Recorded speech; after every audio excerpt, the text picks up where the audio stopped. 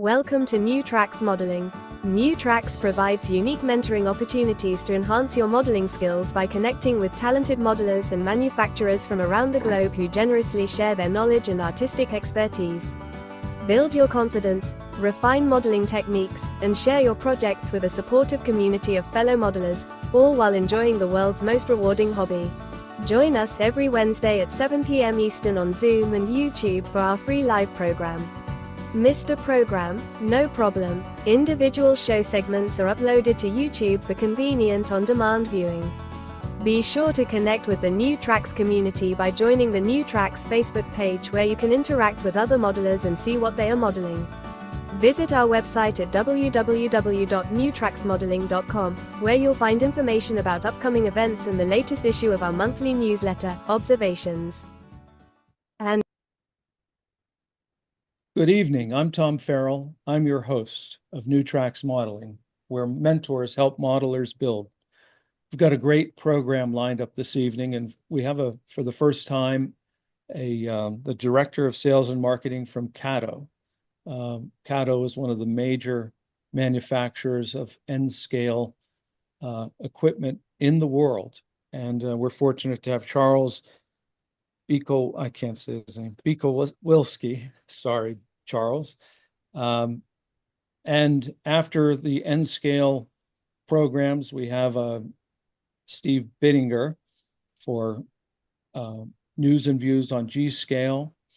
We're also going to feature O-scale, HO scale modeling this evening, building an HO layout, part 2 from Ed O'Rourke, MMR. And we also have Phil Edholm, who's going to do part 2 of his 3D printing and acrylic modeling of his NMRA contest winner, first prize in his national contest. And then we have Mr. Martin Breckbiel. He's going to do part 2 of an old-time Exacta passenger car. This is a very fascinating build, and it's basically like building an antique. And we're going to have part 2 of Carroll Creek Designs, Steve Sherrill's segment on narrow-minded with a focus on narrow gauge. And then if there's time, I'll feature a scratch build of the Turtle Creek Depot. And then we'll finish up with another layout tour from the Pittsburgh Narrow Gauge National Convention. So it's a tight program. I urge all the hosts to keep, or all the segment people to keep their presentations to 15 minutes. And I'd like to begin with the sponsor of our show, Brennan Model Railroading. tonight's New Tracks Modeling Meetup is sponsored by Brennan's Model Railroading. For over 25 years, Brennan's Model Railroading has been offering unique products focused on the O-scale market. Their flagship product, Brennan's Better Ballast, was an instant hit and continues to be the industry leader. The prototypical size and natural color blend of real crushed granite make it the choice for discerning modelers. Since then, Brennan's has developed a complementary line of natural ground cover materials. Brennan's also has craftsman kits that anyone can build. The complete photographically illustrated instructions assume you've never done this before, and explain in step-by-step detail how to create an outstanding model. The Frank Ellison Tribute series of kits are amazing additions to any layout. These kits take Frank Ellison's scratch-built iconic structures to a new level using modern methods and materials with Dennis Brennan's additional details and amazing instructions. See the complete line of products on the Brennan's Model Railroading website. Use the QR code to visit. Before we run the sponsor for the 2 N-scale programs this evening, I thought I might just share with our viewership that I personally was in N-scale in its very beginning in the United States, way back in 1967. It was brought over here in 1965. And about half of the locomotives I have are Caddo. I have about 90 of them. And I just want to say what a thrill it is for me to actually meet somebody Caddo, because they were a real game changer in the quality of the locomotives. For years, I guess they they made locomotives for Atlas and a couple others in the N scale world. But when they came out with their own brand and introduced it in the United States, it was a real game changer. So before we begin with Bill Stimpson, his his segment, let's run National Capital Trains. They're the sponsor for these two segments this evening. National Capital Trains is the largest supplier of N-scale modeling products in the state of Virginia. We have been in business since 1989.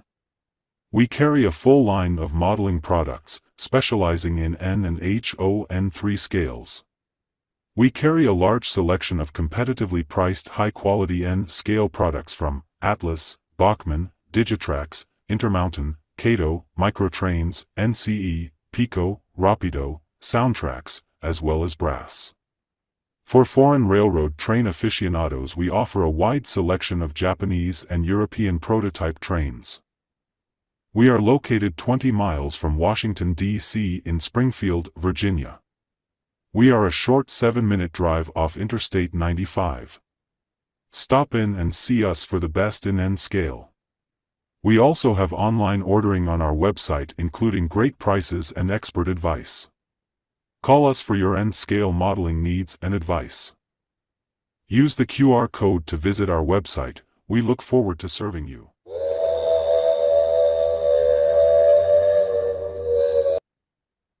All right, I'd like to begin tonight's program with Bill Stimpson. He's going to do a segment, News and Views on N-scale, Making N-scale Trees and Signs. And Bill, thank you for your participation this evening. And immediately following Bill will be Charles from Cato. Thank you. Hi, guys. What did we do? I hit the share button. Oh, why is it not? Here we go.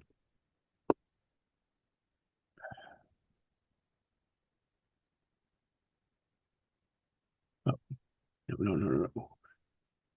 Oh, shit, wrong button. There we go. Here we go. Picked the wrong button. Sorry. So tonight I'm going to talk a little bit about signs and trees in N-scale.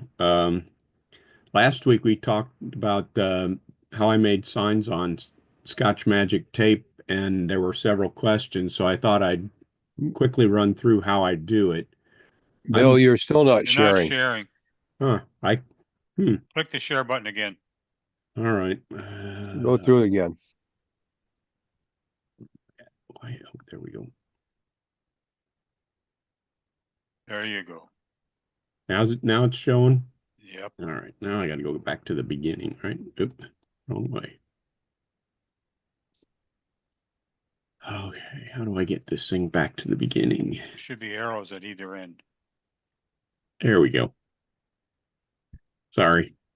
Okay, so I would decide to go through how I made those signs for you in case you wanted to know. I make my signs in Google Sheets, which is essentially Microsoft Excel.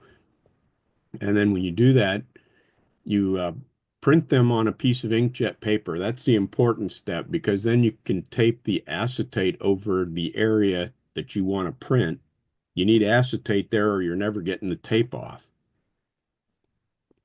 So then you place the Scotch tape on the, I don't know if you can really tell. These pictures are kind of funky. I didn't notice whether I could really see the Scotch tape on the pictures. But anyway, you place your Scotch tape over the spot you want to print on the tape, on that acetate, and then you put the paper back in the printer, print again. Don't forget to check the orientation of the paper, because you'll find if you don't check it, you'll print on the other side of the paper or not where you really wanted it. I've done that more than once, unfortunately. Oops, I went too far again. So that's how I print them on the Scotch tape. Then you just peel the Scotch tape off the acetate, and there's your sign. So hopefully that answers the questions people had last week about printing on Scotch tape. Bill, do you reset your printer to a photo print or photo paper to make that print on the Scotch tape? No, I just use the regular setting. I guess you could. I mean, I don't bother resetting mine. No, I Unfortunately, found that's necessary with decal paper. yeah, probably is. Okay, thank you. So this week I decided to make some trees in N scale, and can be interesting in this with the size. I mean, think about it. A 40-foot tree is 3 inches tall in N scale. A 10-foot tree is less than an inch. So to make these trees, I used some Woodland Scenics tree armatures, which are plastic, and you twist them to make the tree a little more realistic. I used Woodland Scenic clump foliage in dark green and medium green. I had some white metal castings of trees and stumps that I found at a swap meet several years ago. And then I twisted some trees out of copper wire that I salvaged out of an old lamp cord. And to hold things together, I used Liquitex matte medium. So to make a tree from copper wire, you cut the appropriate length of wire and strip off the insulation. Twist a third to half of the wire to form a trunk of a tree, as you can see in the middle of the picture. Separate the rest of the strands into groups and twist together to form branches, gradually making smaller and smaller groups. And then that dime will show you how big this particular tree is. And then put matte medium on the branches and rip the clump foliage into smaller clumps and attach it to the matte medium, to the trees via matte medium. Let dry and then repeat again and again and again until you've built the tree you want. And here you can see some trees in the process of finishing up. And some more trees, also in various stages. The brown that you see in those bases is the brown that the Woodland Scenics molds these plastic sprues in. I chose to paint some of them a grayish color, hoping it looks a little more realistic. And then I installed these on a section of my layout.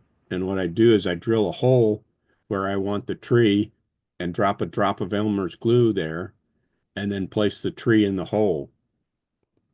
And here's that area with trees that I made in about a week. And even closer focus, you can, also use some clump foliage from various manufacturers. So that's all I have this week, Tom. Any questions? No, that's pretty interesting, Bill, and I think we ought to do a follow-up on the printing. I think there's more that could be learned there on printing in general, like you're discussing. You know, that's a fascinating process. Okay, well, I'd like to jump right in with Charles. And Charles, it's great to have you on this evening's program. And Hello, thanks for having me. I'm Charles from Kata USA. And Phil, if you could pop up Charles's first slide. And it's all on you, Charles. There we go. So I'm Charles from Kata USA, and we've been trying to expand our mini diorama circus, and this is intended to get new hobbyists into the hobby. And this is our way of getting people into the hobby and interested into the hobby. So if you can go to the next slide, please. So what is the mini diorama? Well, the mini diorama is, in essence, just a small little kit similar to modules, T-track modules, N-rail modules. Same concept, but very small, about 6 inches across. I have a finished one here. That's actually the same one here. So the idea is to connect these modules together, and they're very small, low risk, inexpensive, and it allows people to create these little dioramas that don't take a lot of effort, and it gives people just kind of dips their toes in the water so people can kind of understand what the modeling industry is like and how to model and see if they enjoy it or not. The next slide, please. So this is how they connect together. They just snap together. You connect 4 or 8 curves and you make a circle. You have straights and curves. The idea is it's as simple as possible, and you can put whatever. Nothing needs to be in scale. So while these look great here, we have some that are just kind of very small pieces off Amazon, cheapest things, but the kids really enjoy it, and that's what we're targeting is the younger audience for this. The next slide, please. So how can the mini diorama grow the hobby? Well, it brings people to the hobby who would otherwise never take notice due to its inexpensive nature and its connection with schools. We've developed a STEAM program, so that's going to be science, technology, engineering, art, and mathematics. So we've been targeting schools, clubs, 4-H, scouts, and museums in an attempt to get them to expand the hobby towards people who wouldn't want normally do something because, let's be honest, building a layout is very formidable task. So this is the first step in multiple steps into possibly building a layout. So that's what we're doing to get to grow the hobby. Next slide, please. So, and to make it more beneficial for everyone involved, we are developing a fundraiser opportunity for clubs, schools, and museums by sponsoring a make and take here. So what this entails is we sell the mini diorama base kit, which was going to be that first image, which was just a piece of wood and the track. And by selling it to $4, you can sell it at $8. And this allows clubs to make a profit off this sponsor and also expand their hobby. Excuse me. And we tested this at Train Fest in Milwaukee of this year, and we had well over about 400 people join us for the mini diorama circus. And they were able to make plenty of different creations. And some people right off the bat were super skilled. Some took a while to get there, but it was something very interesting seeing everyone, and people who typically don't do this were interested in this. And so after that, they were able to take their mini dioramas home. Excuse me. And possibly start a new hobby. So that's kind of the idea behind this, is getting people into the hobby and also being beneficial for clubs. So if you have a club at home or a museum that might be interested, feel free to contact us. We have our contact information all on the website. So feel free to contact us with any information or any questions, and we will be more than happy to talk to you about possibly helping sponsor a fundraiser opportunity. Next slide, please. And that's really all I have. I just wanted to introduce you guys to the mini diorama and how we are doing. What are we doing to expand our hobby? Charles, let's talk about this a minute. You may not be aware, but New Tracks Modeling has a scholarship program. And last year we gave away 3 $2,000 scholarships for STEM programs. And the fellow that created New Tracks Modeling, a fellow named Jim Kello, had this vision to bring youth into model railroading, because youth are, of course, the future of the hobby. So I think, you know, I know Cato goes to a lot of shows, but we do a lot of local shows ourselves, our members and whatnot. I see the potential for us to promote your program at our tables, of course, at no cost to you, and some sort of partnership where we're constantly, you know, I must talk to Jim Kello, the founder of this, every day. And we're always talking about the youth and model railroading. If we don't promote the youth, we have no hobby in 30 years. Just be us old guys. Well, you're a young guy. But yes, well, I'm living proof of that. But yeah, that's kind of what Kato, we can go to the big shows, but we can't make it to every single small show. And that's why we need your help to expand this program and bring it to these local shows, because maybe there's somebody who can't make it to these large shows, but they're able to make it to a small local show. And that can really change their perception on the hobby. And we want to make sure that everyone has the ability to get into the hobby at an affordable price too. Yeah, exactly. And another thing that we see is of great interest with Kato is this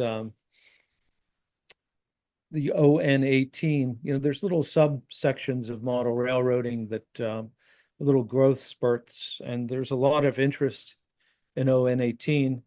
You'll see a little later in the show, if you stick around, there's a lot of what we call cottage industries that do 3D printing.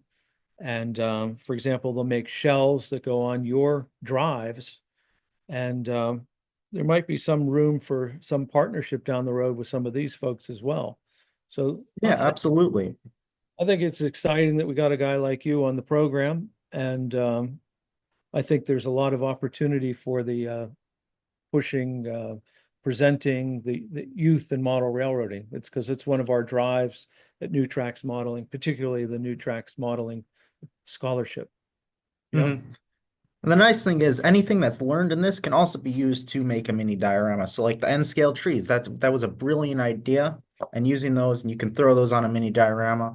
So the possibilities are endless. We've seen a lot of people use other products like Legos is kind of their basis. So when we're doing this, we want to make sure people are open to anything goes. It doesn't matter what's on as long as the customer's having fun. That's right. Charles, I have a question. This is Greg. Sure. Our Model Railroad Club is going to be working with 10 families that have young children in March, and we're going to be using the Kato mini dioramas. Each kid will get a couple of those to build. I'm wondering, does Kato have any plans to maybe make 2 of them you can put together to get a little bit of elevation or anything so that it's not completely flat? Any thoughts about that? We don't, but if you just use a regular piece of Unitrack to bridge the gap, they're flexible enough where they can take a bit of a grade. So that's what we've noticed, because some people had been using different just 1-inch foam board to make these dioramas. We don't recommend that because it kind of limits you a little bit.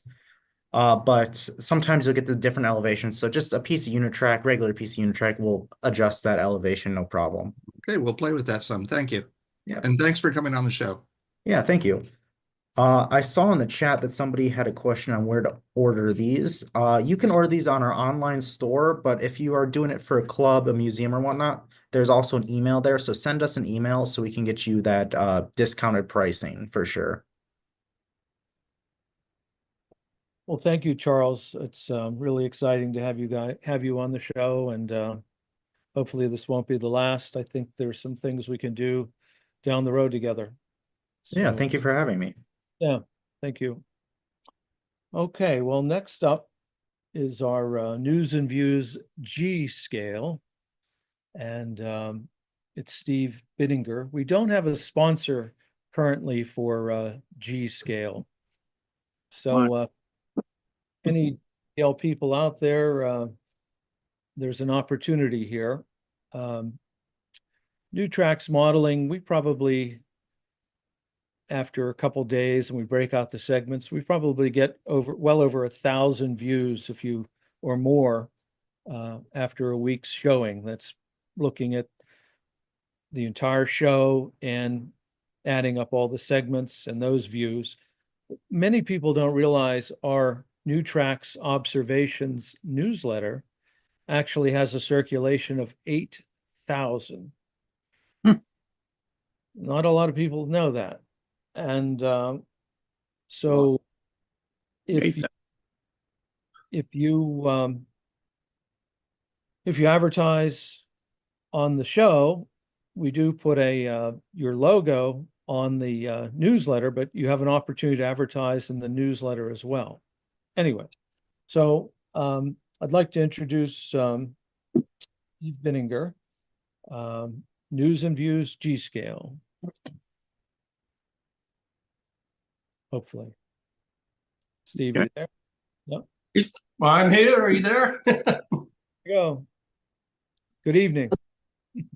Good evening, everybody. It's been a while. Probably forgot who I was, but I think it was last year. We were last year quite a while back. So I got 3 parts to tonight's program, and the very first part is going back to the idea we had to take a train car, a rail car G-scale and leave it outside for nature to weather it. So it has been out there since mid-October of this year, and it's going through all sorts of weather and conditions. We actually enhanced it a little bit by putting some scrap metal pieces up on the roof of the car. So later this afternoon, I went out and it has snowed here in West Virginia and the rail car was buried, but I'm going to open up the box, which is containing a rail car. And that's pretty much how it came out of the ground or out of the snow 2 hours ago. So thus far, I don't know how well you see what's happened, but the top of it is starting to weather up pretty good with our scrap metal effects. I know on the sides through here, we're starting to see staining all the way around, pretty typical. And that's probably the way the progress is going to be on our project. So we're anticipating snow Saturday and Sunday of this week. So it's going to go back out and suffer through its third snowstorm. And we're going to keep it out there till springtime. And then we'll see what our car looks like.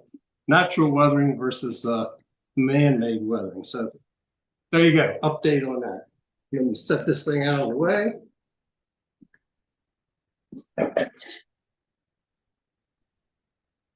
Another catch-up project was we had started building a raised platform outdoor railroad at the bequest of some folks down in Kentucky. And we had a couple of stages to that. And I'm going to just do a refresher. Not everybody saw the earlier programs necessarily.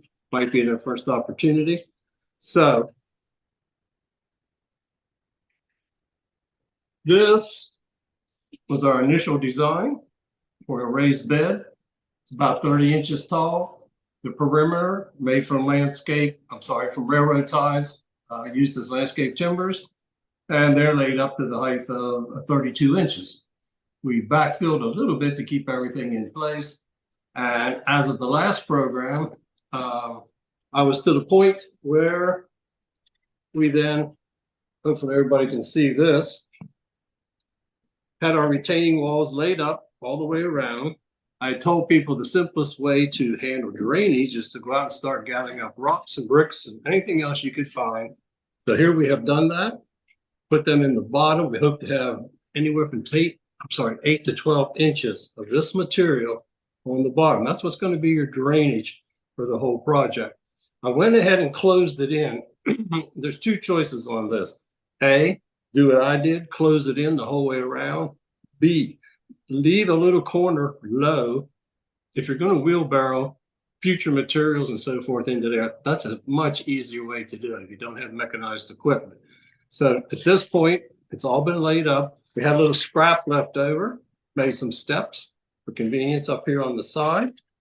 And then the next step was taking black plastic trash bags as our liner. I've cut down to the miniature size right here.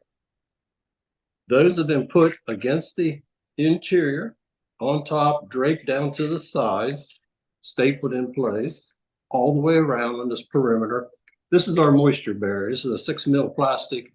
You're either going to buy a roll of plastic or you're going to get a box of contractor's trash bags, which I had recommended you do. That way you can use as many of the bags as you need in here, and the rest of the bags you can use around your home. Actually, as part of putting in your stone materials, you're going to need to provide some type of drain tile. This is probably the most common one. This is a 4-inch perforated drain tile. These come in perforated or solids. You can get connecting devices to make 90s and so forth, or you can just take the stuff, put some slits in here, additional slits, and you can bend it as you need. And that material is going to go up against the exterior perimeter. And we've allowed an opening in our railroad ties. We've allowed an opening of 8 inches tall by having a gap about this big, about an 8 by 8 opening. That is where this pipe is going to exit. So any water that collects inside that does not percolate down through the soils, say like now when we have frozen ground, will come out through this drain tile, exit away from your railroad. Next thing we're going to do is we have to fill this up to the top or slightly higher with topsoil clay, whatever you can get. I have recommended you contact swimming pool companies when they're digging for pools. They're glad to get rid of a lot of their material. So now we have to do a little bit of math. The area I did the calculations for you. Inside of here is 636 square feet, but we need to know cubic feet. That's how much material we need to fill this thing up. Pretty simple calculations on that. Since we're about 2 feet deep, it'll be double our square foot area, and that's going to be 1,276 cubic feet of material, at least that much, especially if we want to profile it, not just have this be a flat tabletop when we're done, but have some rise and some roll material we want to work with. So the question is, how do I know how many truckloads of fill I need to ask for? The typical tandem axle truck can hold about 400 cubic feet of material. Depends on how heavy it is and the type of truck. So you're going to probably be looking at about 3 truckloads to work with. When we got a truckload arriving, Mr. Sherrill is driving tonight, and he's got a tandem axle, a typical tandem axle dump truck you see pulling up here to our site. What you want the driver to do is you don't want the driver beep, beep, beep, beep, hold it, beep, thank you. You don't want him putting it down inside of here. You want him to raise it up. See if our driver can dump us some material here.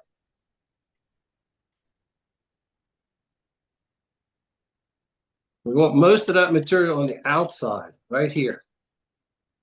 And that is going to be an equipment ramp so that the first machine, a bobcat, tractor with a bucket or whatever, he's going to come up over top of this material, push it inside, and that's going to be his ramp. And that's going to be how he brings future materials. Once that's made, second truck comes along. Oh, my driver quit on me already. Second truck comes along. Beep, beep, beep, beep, beep. He uses the very same ramp. He dumps the second load inside. There you go. And our machine operator, he's going to come in and start spreading this back. When we get it all done, we're going to have a small pile on the outside. No big deal. He's going to take his bucket. He's going to pick that up, advance it in, or he can run around to the sides and add it wherever he like. So we're looking at typical, this model truck that we have here, typical tandem truck, 400 cubic yards, 3 truckloads, and you're going to be in pretty good shape for that material. What's going to happen next is, I don't care how good of a machine you have, and he runs over top of that, this is going to settle. This is going to settle down. So when you get done, you sort of want it to look like a loaf of bread on top. You want this thing to be humped up 2 directions here, a high center in both directions. You can always get in there and touch it up with the rakes and shovels as you need after that, because at some point we're going to have a pretty solid surface to start laying our track at. This will come up later in our program as to how we go about that. Some material that you can get a hold of, if you live in an area that's sandy type loam soils, this is going to compact much better than here where we live. We have mostly clays for our soils. So topsoil will compact the least, clays will be best. A mixture with sand will be the best you can get for a base. So depending on the region of the country you live in, after all, I wouldn't turn down any fill if it's free. Take it, put it in there. You can dress off the top of this for your vegetation and your planting area. You really only need about 4 or 5 inches of really good soil on that top to put your plants in. Next time we do a program on this, we are going to come back and we're going to start shaping this up, and we're going to have to start thinking about a track plan that we're going to put in here. It can be any design that anybody comes up with. You got a whole month probably till I get back here to think up something that we can have in the way of a track plan. Third part of tonight's show. I want to thank Mr. Sherrill for his excellent driving.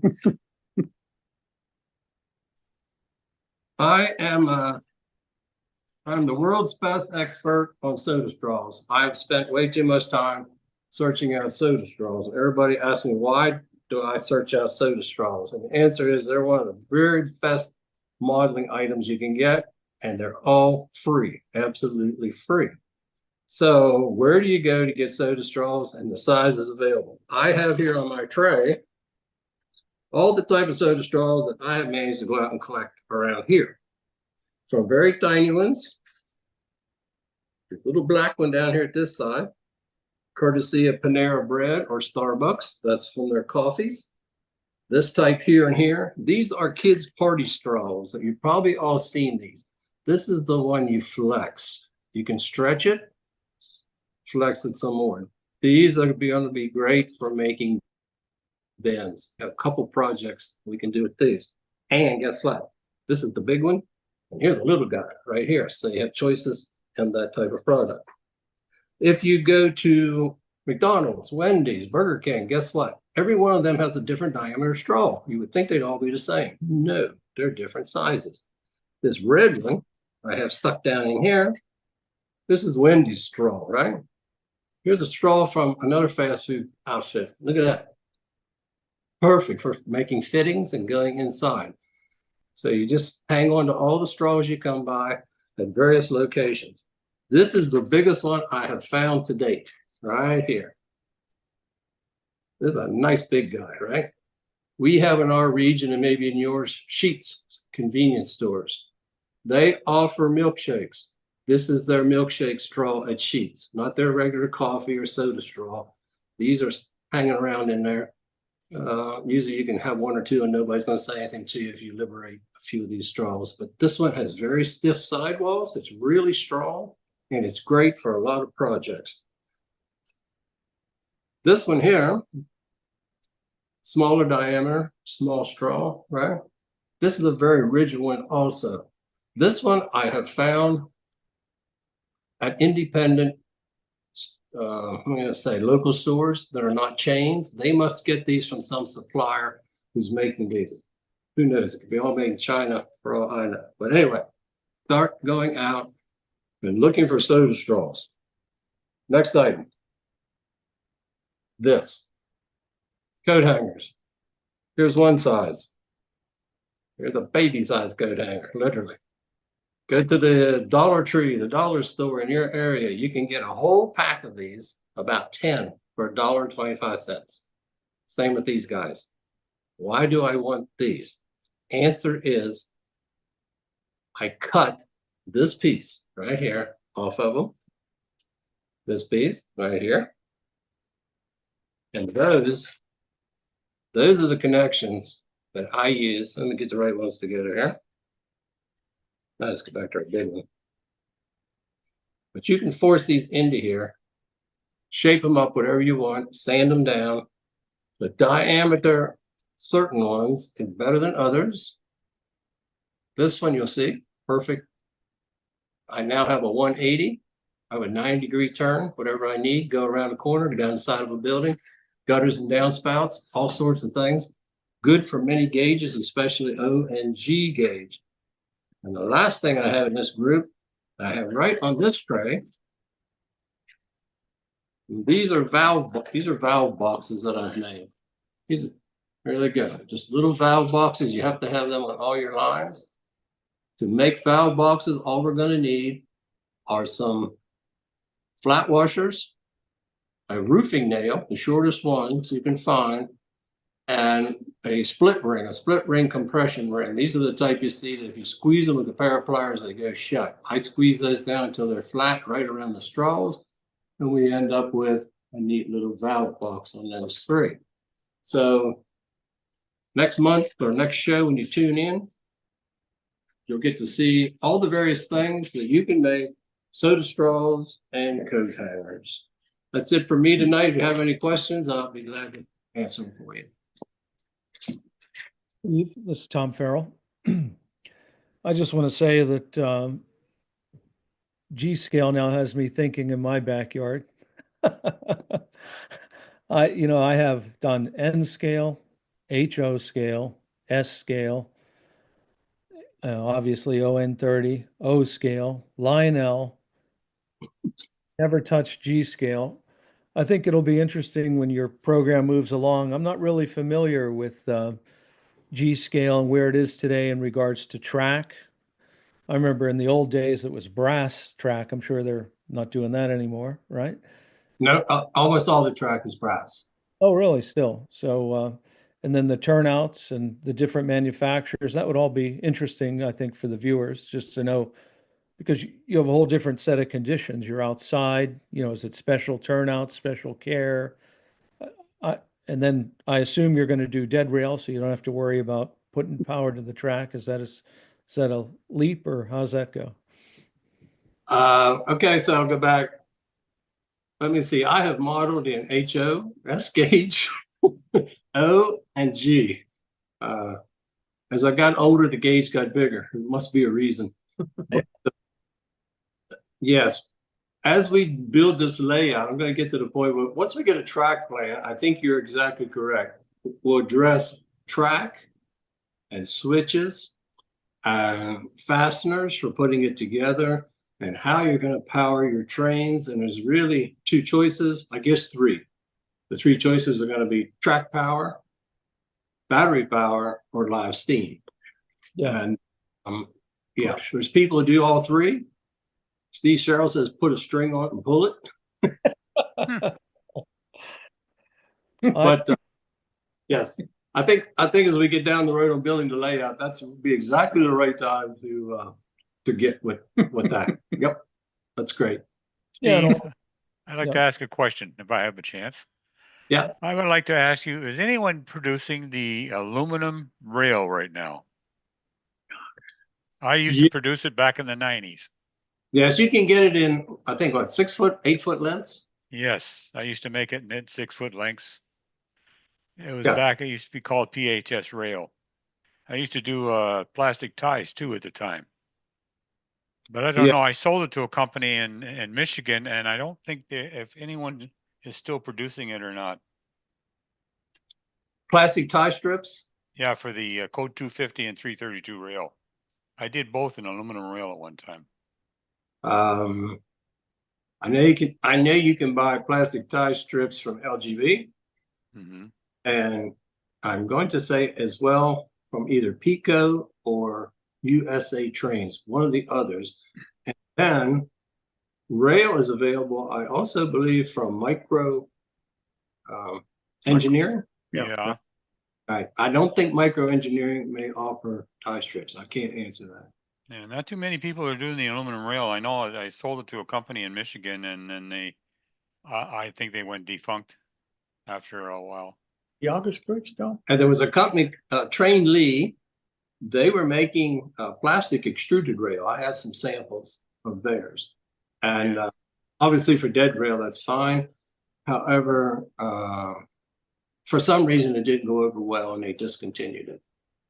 I know I used the aluminum rail extensively because of the fact that it was a good conductor of electricity, as well as a good thing to use for your live steam or your battery powered.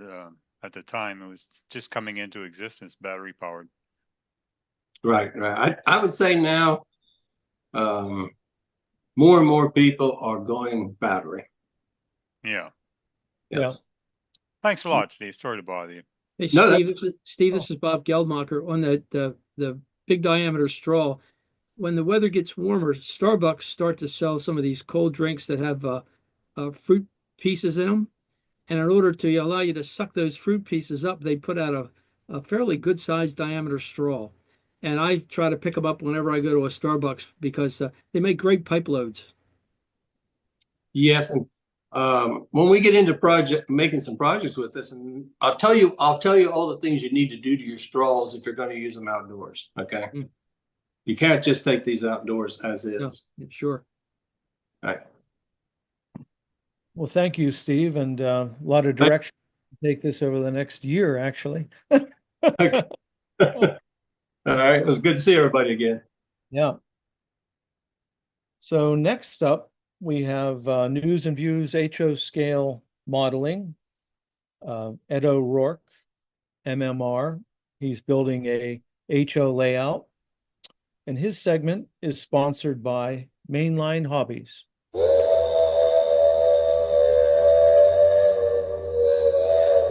Mainline Hobby Supply is your one-stop store for model trains in G, O, S, HO, N and Z scales, including locomotives, rolling stock, track, train sets, and more to help build your model railroad. We are the largest model railroad shop in the area, and we carry a wide range of model railroad supplies across scales. Our friendly staff is always available to help with your modeling needs and to special order anything you may require. Mainline Hobby Supply is in southern Pennsylvania. halfway between Philadelphia and Pittsburgh. We are only an hour away from Baltimore and we are easy to get to from the 70, 81, 83, and 270 freeways. Plan to stop by on your next trip through Pennsylvania. Mainline Hobby Supply also has an online store that can cater to your modeling needs wherever you are located. With our large inventory, fixed shipping costs, friendly and knowledgeable service and prompt shipping, consider Mainline Hobby Supply for your next online order. Use the QR code to access our online store.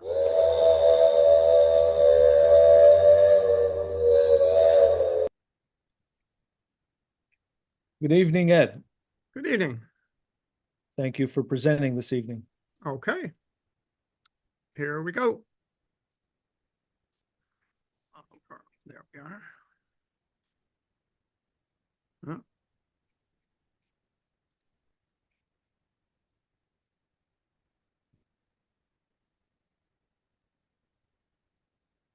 That, can we see this?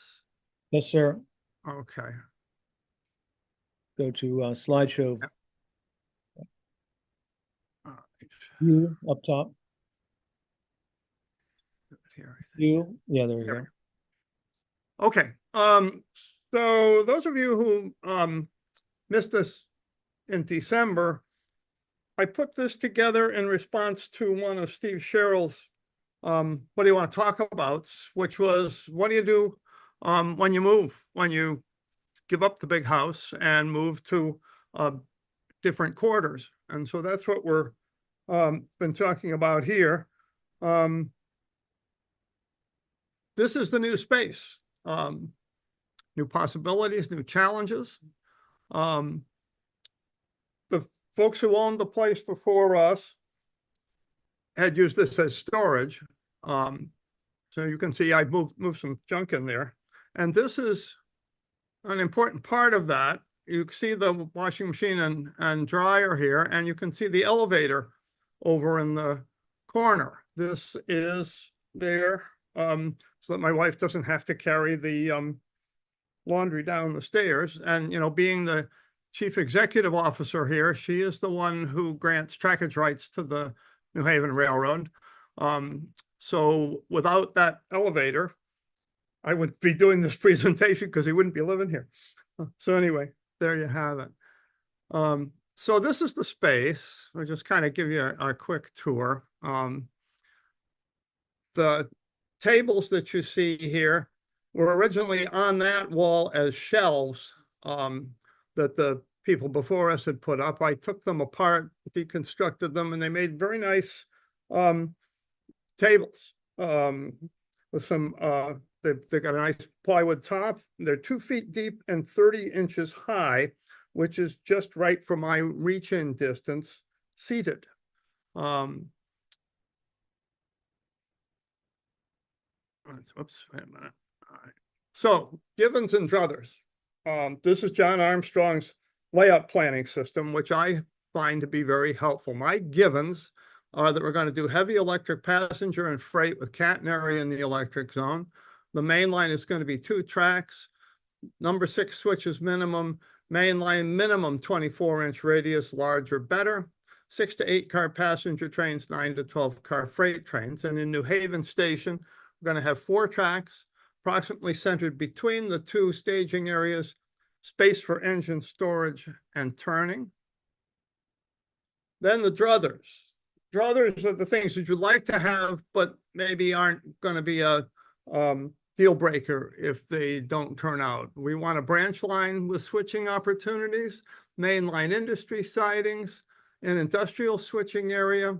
I had an operating plan like this in the old space, which was much smaller, that I think worked well with the train line trains running through the station, engine and head end switching and so forth.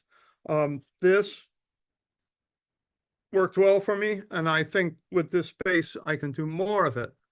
I had planned before we moved in to build the benchwork at desktop height, so finding those things that are 30 inches high, that the height that I can operate in a chair. This is because I've had some friends who ended up confined to a chair, and their layout was built at 50 52 inches and they couldn't see it sitting down. It's also not at grandchild height if it's 52 inches high. Spaces are regularly shaped. It didn't think there was enough room for a helix. It has a double door across the front, a concrete floor, stud walls, but no wallboard. And there's a water meter on the front wall that I have to, and the water shut off that I have to maintain access to. So here's the plan of the room, which I shared with some division friends. And that's what I recommend if you're planning a layout. Don't do it yourself. Talk to some of the guys who are into that kind of thing and let them have at it, which was what I did. So that's the size of the space. The area you see on the left there is not finished as well, and that's where the water meter and everything is. So I'm not sure that'll exist. So here's some plans that friends provided to me. Any continuous run plan involved either a lift gate across the door or multiple levels and helixes and things. And I decided I wasn't going to do that.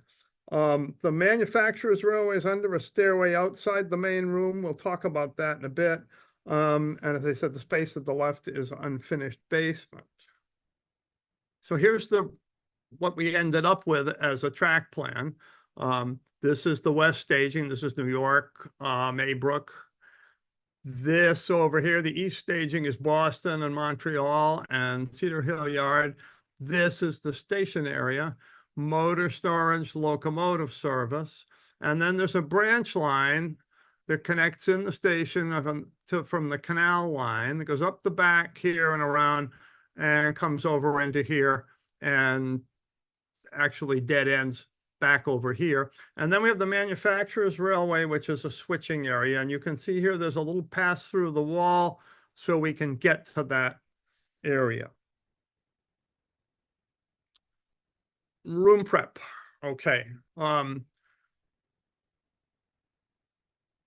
You can see here the area that's going to become the manufacturer's railway under the stairs.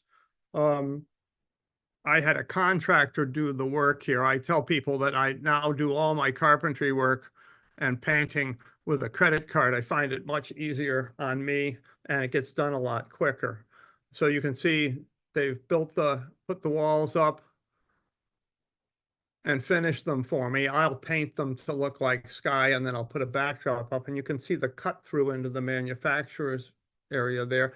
And I painted the ceiling. I had them paint the ceiling black like you do in a museum or like you do in theater, which makes it just disappear, but still allows access to all the different things that you've got up there that you may need to, the water shutoffs and things like that you may need to get to. And you could see over in the corner there, the section that's not finished. We'll talk about sometime about how we do that. So let's get out of here. So I find it helpful to have a small portion of the layout finished to a pretty good degree. It gives me something I can show to folks and tell them what I'm doing. So this plan was in John Armstrong's book, 6 HO Model Railroads You Can Build, published by Atlas Tool Company, using their sectional track components. And it was my father's layout when I was a kid growing up, the South Side connecting. I modified the plan a bit to make some other things work. It had a turntable, as you can see here, that was part of the plan. And that was actually part of the runaround track. So I eliminated that and reworked some of the trackage. But basically, it's that plan, as you can see here. And this is 10 feet long. I built it with L girders, which I'd saved from the old layout, 1/2-inch plywood with cork sheet. Built it with the same switching components, but I used flex track instead of sectional track. Took some fiddling around to make it fit in exactly. But this is an area that I'm gonna do first while they are working in the other room. It took me a while to get the people in to do the work in the other room. You'll note there's a rolling chair in there, and a music stand is very handy when you want to pop plans up to see what you're doing.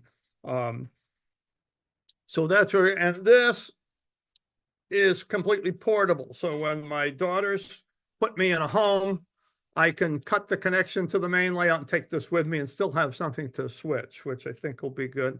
The backdrop is just 1/8 inch hardboard that I painted.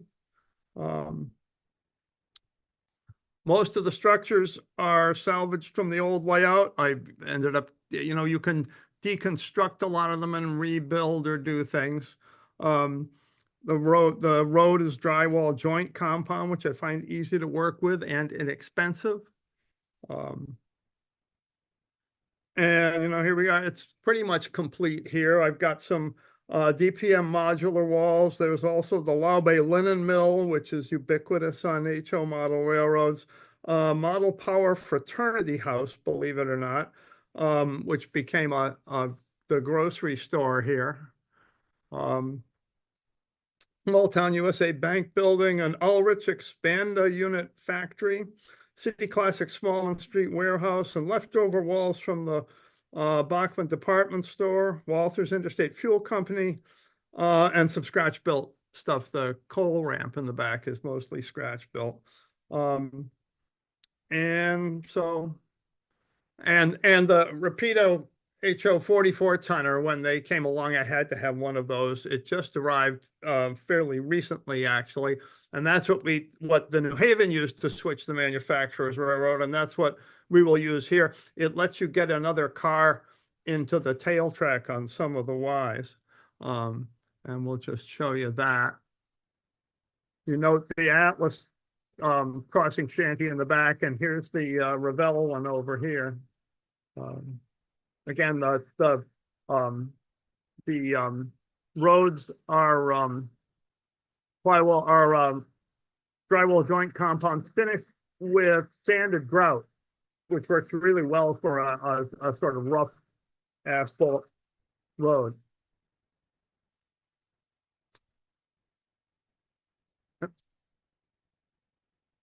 And that's that. Thank you.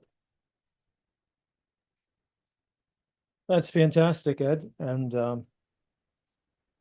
what was this time period we're looking at there? What was the span from beginning to end?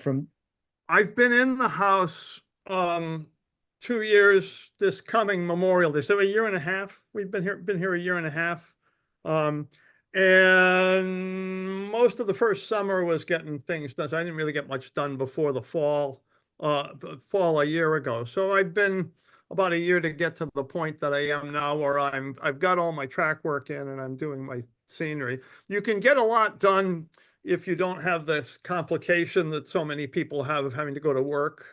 I'm retired, and you can spend a lot of time down in the train room when you don't have to go earn a living. And seemingly by magic, once a month, money shows up in your checking account just because you were such a good person. Is the present layout DCC or analog? Oh yeah, it's Digitrax DCC. Our local hobby shop way back was an early adopter of Digitrax, so that's where a lot of us here went, which is an oddity in upstate New York because NCE, North Coast Engineering, is just down the road in Rochester, and an awful lot of people are NCE people. And but yeah. I've got too much invested in Digitrax to change now. I chose Digitrax for my reboot of the rustic buff and old Gothic. Yeah. Oh, it was the thing that maybe I don't want to make anybody mad, but the Digitrax, I've always felt like Digitrax, if there was an easy way to do something or a much more complicated, convoluted way to do it, Digitrax opted for that. And it's the NCE is I have a couple of friends who have NCE and they run that, and I find it's a little easier, a little less of a learning curve to get going with it. But as I say, I got too much invested in it now. So Steve Sherrill will cringe when I say this, but I chose Digitrax precisely because it was the most complicated system on the market. There you go. Okay.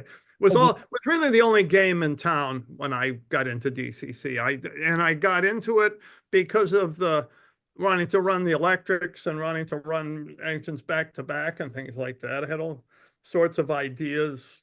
At one time I thought about powering the catenary and running the electrics off that. Fortunately, DCC came along, so I didn't have to deal with that nightmare. Well, I guess what I liked about Digitrax is just they had just so many things you could buy, just so much depth to their product line. Yeah. Yeah. That's what attracted it to me, just another dimension to the hobby. Yeah, the trouble is when stuff goes out of production, you can't get it fixed anymore. Gotta replace it, I guess. Yeah. Well, thank you very much, Okay, Ed. That's yep. very interesting. And, appreciate you contributing to the show. Mhm. And next up, we have our very own Phil Edholm. But before we put Phil on, we're going to run the New Tracks donation video.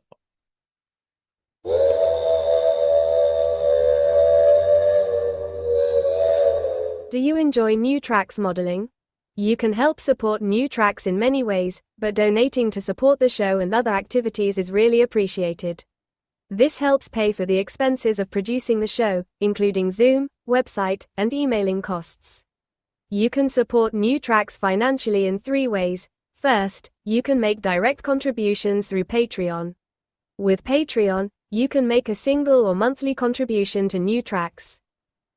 You can also contribute through YouTube by using super stickers and super chats to donate.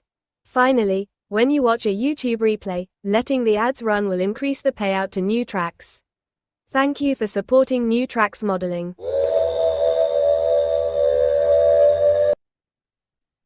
I just want to say that any support helps. We don't have a lot of expenses with New Tracks modeling, but there are expenses. So if you enjoy what you see, take a moment. And these segments are recorded. Go back, pause it, find out how you can donate, and donate. And next up, we have. And Tom, the other thing is that any donations that go to New Tracks that we don't use actually go automatically to the scholarship fund. So it's not like we're accumulating a war chest to take a trip to Hawaii or anything. Damn. I want a new Digitrax system. Phil, in addition to, I don't know how we'd pull this show off without him, to be honest. Phil and I must talk every day. I must have called him 6 times today. So thank you, Phil, for taking my calls. Cool. And Phil is Tom. Phil is doing part 2 of scratch building an NMRA contest winner. So in addition to his technical skills in supporting the show, Phil is also an accomplished scratch builder, and this is a very unique construction method. So without further introduction, Phil, go ahead. Super. Thanks, Tom. So I'm going to buzz very quickly through this because otherwise Tom's going to yell at me. So we talked a little bit about the basis of the building. So let me go through it this a little bit further. So like I said, when I started building this model, I've gotten to the point where I didn't like putting things in trailers. They tend to get banged around a lot. As I thought about how to build buildings and take them off, I decided this concept of doing an acrylic box made a lot of sense. So I actually built all 3 buildings that go on the layout were originally built using acrylic boxes, or started using acrylic boxes. So on the left at the bottom, you see 2 buildings on one side of the layout. On the right, you see the Hovden cannery that's at the other end. This actually is a great technique. This is 1/8 scale and O scale, 1/8 inch acrylic. It's just the standard acrylic you get at Tap Plastics. You can do an HO 1/16 works just fine. I think for the 1/8 has a little bit better rigidity. Basically, the way I did this is I cut almost all the major pieces on my table saw. The key with cutting this is you just want to take a really good sharp blade and set the blade height just minimally above the plastic. So actually what I do is I take a piece of plastic, scrap plastic that's the thickness, I start cutting it, and then I run the blade up so it just breaks the surface. The problem with cutting acrylic is if the blade comes down on the acrylic, it actually can shatter it and create cracks. If it's coming through and shaving away the plastic and you push it smoothly and gently through, you don't get cracking around with the cut points. And then I have this scroll saw, which actually I think my parents gave me when I was young, so it must be very old. And actually used it to cut the joints out where I couldn't use the table saw. I used some of these brass, brass building jacks to hold the walls in place, and then just use the acrylic glue that you get from Tap Plastics. I bought the little dispenser you see on the top right photo there, and just after you put them together, hold them together, just drip that on there, run it down. You don't really need to worry about whether it gets on a little bit or not. You're not trying to make a clear box there. You just don't want to get it over to where you put the windows. So the key then, the next step is you've actually got to sheath this thing in wood. So what I did was I did the outside first. This is Northeastern lumber. It's their board and batten siding on the outside. And as you can see on the upper left, I just put that on. I cut the pieces and I decided where I wanted the windows. The windows are cut through the wood, and then the wood is glued on. And I did that using epoxy. So I got one of those things where it's 2 tubes and you squeeze it, and you can squeeze out a little batch of epoxy and put it on the wood, spread it all around. Just make sure where the windows are, you stay back about 1/4 of an inch, so that when you push it down, you don't get any squishing into the window areas. And again, the windows were not cut out here. What you're going to see in a moment is you're actually looking through the 1/8 inch acrylic when you look into the building. Once I got the outside done, then I did the inside, and I just cut it to match. And this was all cut just using a X-Acto knife and a straight edge. What you can see on the bottom is that I have now painted the outside has been done in red. This was done with stains. It was actually done with red stains and then some red craft paints mixed in with the stains. One of the cool things about doing things on acrylic is if you get it on it, it doesn't matter. You can just clean it off with alcohol. Alcohol has no impact whatsoever on acrylic. So cleanup is really easy. The center picture, what you can see on the bottom, I put a track in the middle of this. When I looked at the thickness of the ties to get up for the floor being level, I found the acrylic was about the right thickness. And I put that down, and then I added a couple of rails in, which were ACC'd across, which were for the transfer out onto the dock, which would be the bottom on that picture. The right picture is just an interesting thought. This is how I got power up to the roof. Those are some brass shoes I got somewhere in an estate sale, and I just basically ground them down to match the roof shape, glued them into the acrylic, and then the wood was cut around them, and they've got a brass rod that runs down through the floor, and you kind of see the slot in the center picture there that's cut for the rod.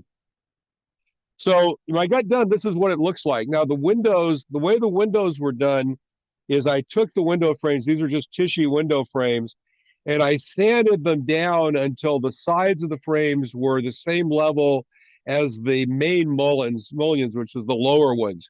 It turns out there's a slight gap then between the upper mullions and the acrylic, but it turns out it's so small it's virtually impossible to see. And when you look through it and you look at this from this point, you really have no way of telling that this is not that kind of traditional scratch-built structure. Then on the inside, after I got the wood was done, I layered in what would be the framing, and the framing was added on the inside of the wall. So that starts off with, you can see here across, there are some horizontal pieces to hold the wood in place. And the framing here, I was actually up in Sacramento and the old CP Southern Pacific shops. If you go to the very back of the shops, which were built in the 1860s, it turned out what they were used to building was tunnel portals, and they framed the whole building looking like tunnel portals. So I actually tried to replicate that in the design of this in terms of the supports, et cetera. I'm not going to talk a lot about the interior. Everybody kind of understands this is all just basically scratch built pieces with little pieces of styrene with NBWs on them for this overhead conveyor system that moves from the interior tracks to the transfer tracks, and then a bunch of extra pieces I won't talk to. The one thing that's interesting about this is that if you look at the pictures of the building, you'll notice that the walls are an 1/8 inch thick plus plastic on either side. So by the time you get done, they're not quite 3/8 thick, but they're actually fairly thick. They're not to scale. There are a couple of places you would notice that. And one is here on the left. If you look at the picture on the left, notice right here, this is actually the wall. So you see the framing here, the door here, and the wall here. But quite frankly, until I pointed that out, for most people, you would never notice it. So even though the walls themselves are thicker than they normally would be with like 1-inch siding, in most cases, it's almost impossible to see. The other thing that's very interesting about this is that when you look in the building, you're actually looking through that 1/8 inch acrylic. So all of these pictures, you can see how clear it is when you look through it. The acrylic is incredibly clear, and you don't get any distortion because of the depth on it. What's really interesting is when you look at the building and you look in, if you look right here, excuse me, let me go back a picture. If you look right here at the bottom of this window, you notice you can see where I cut the board that's on the inside here.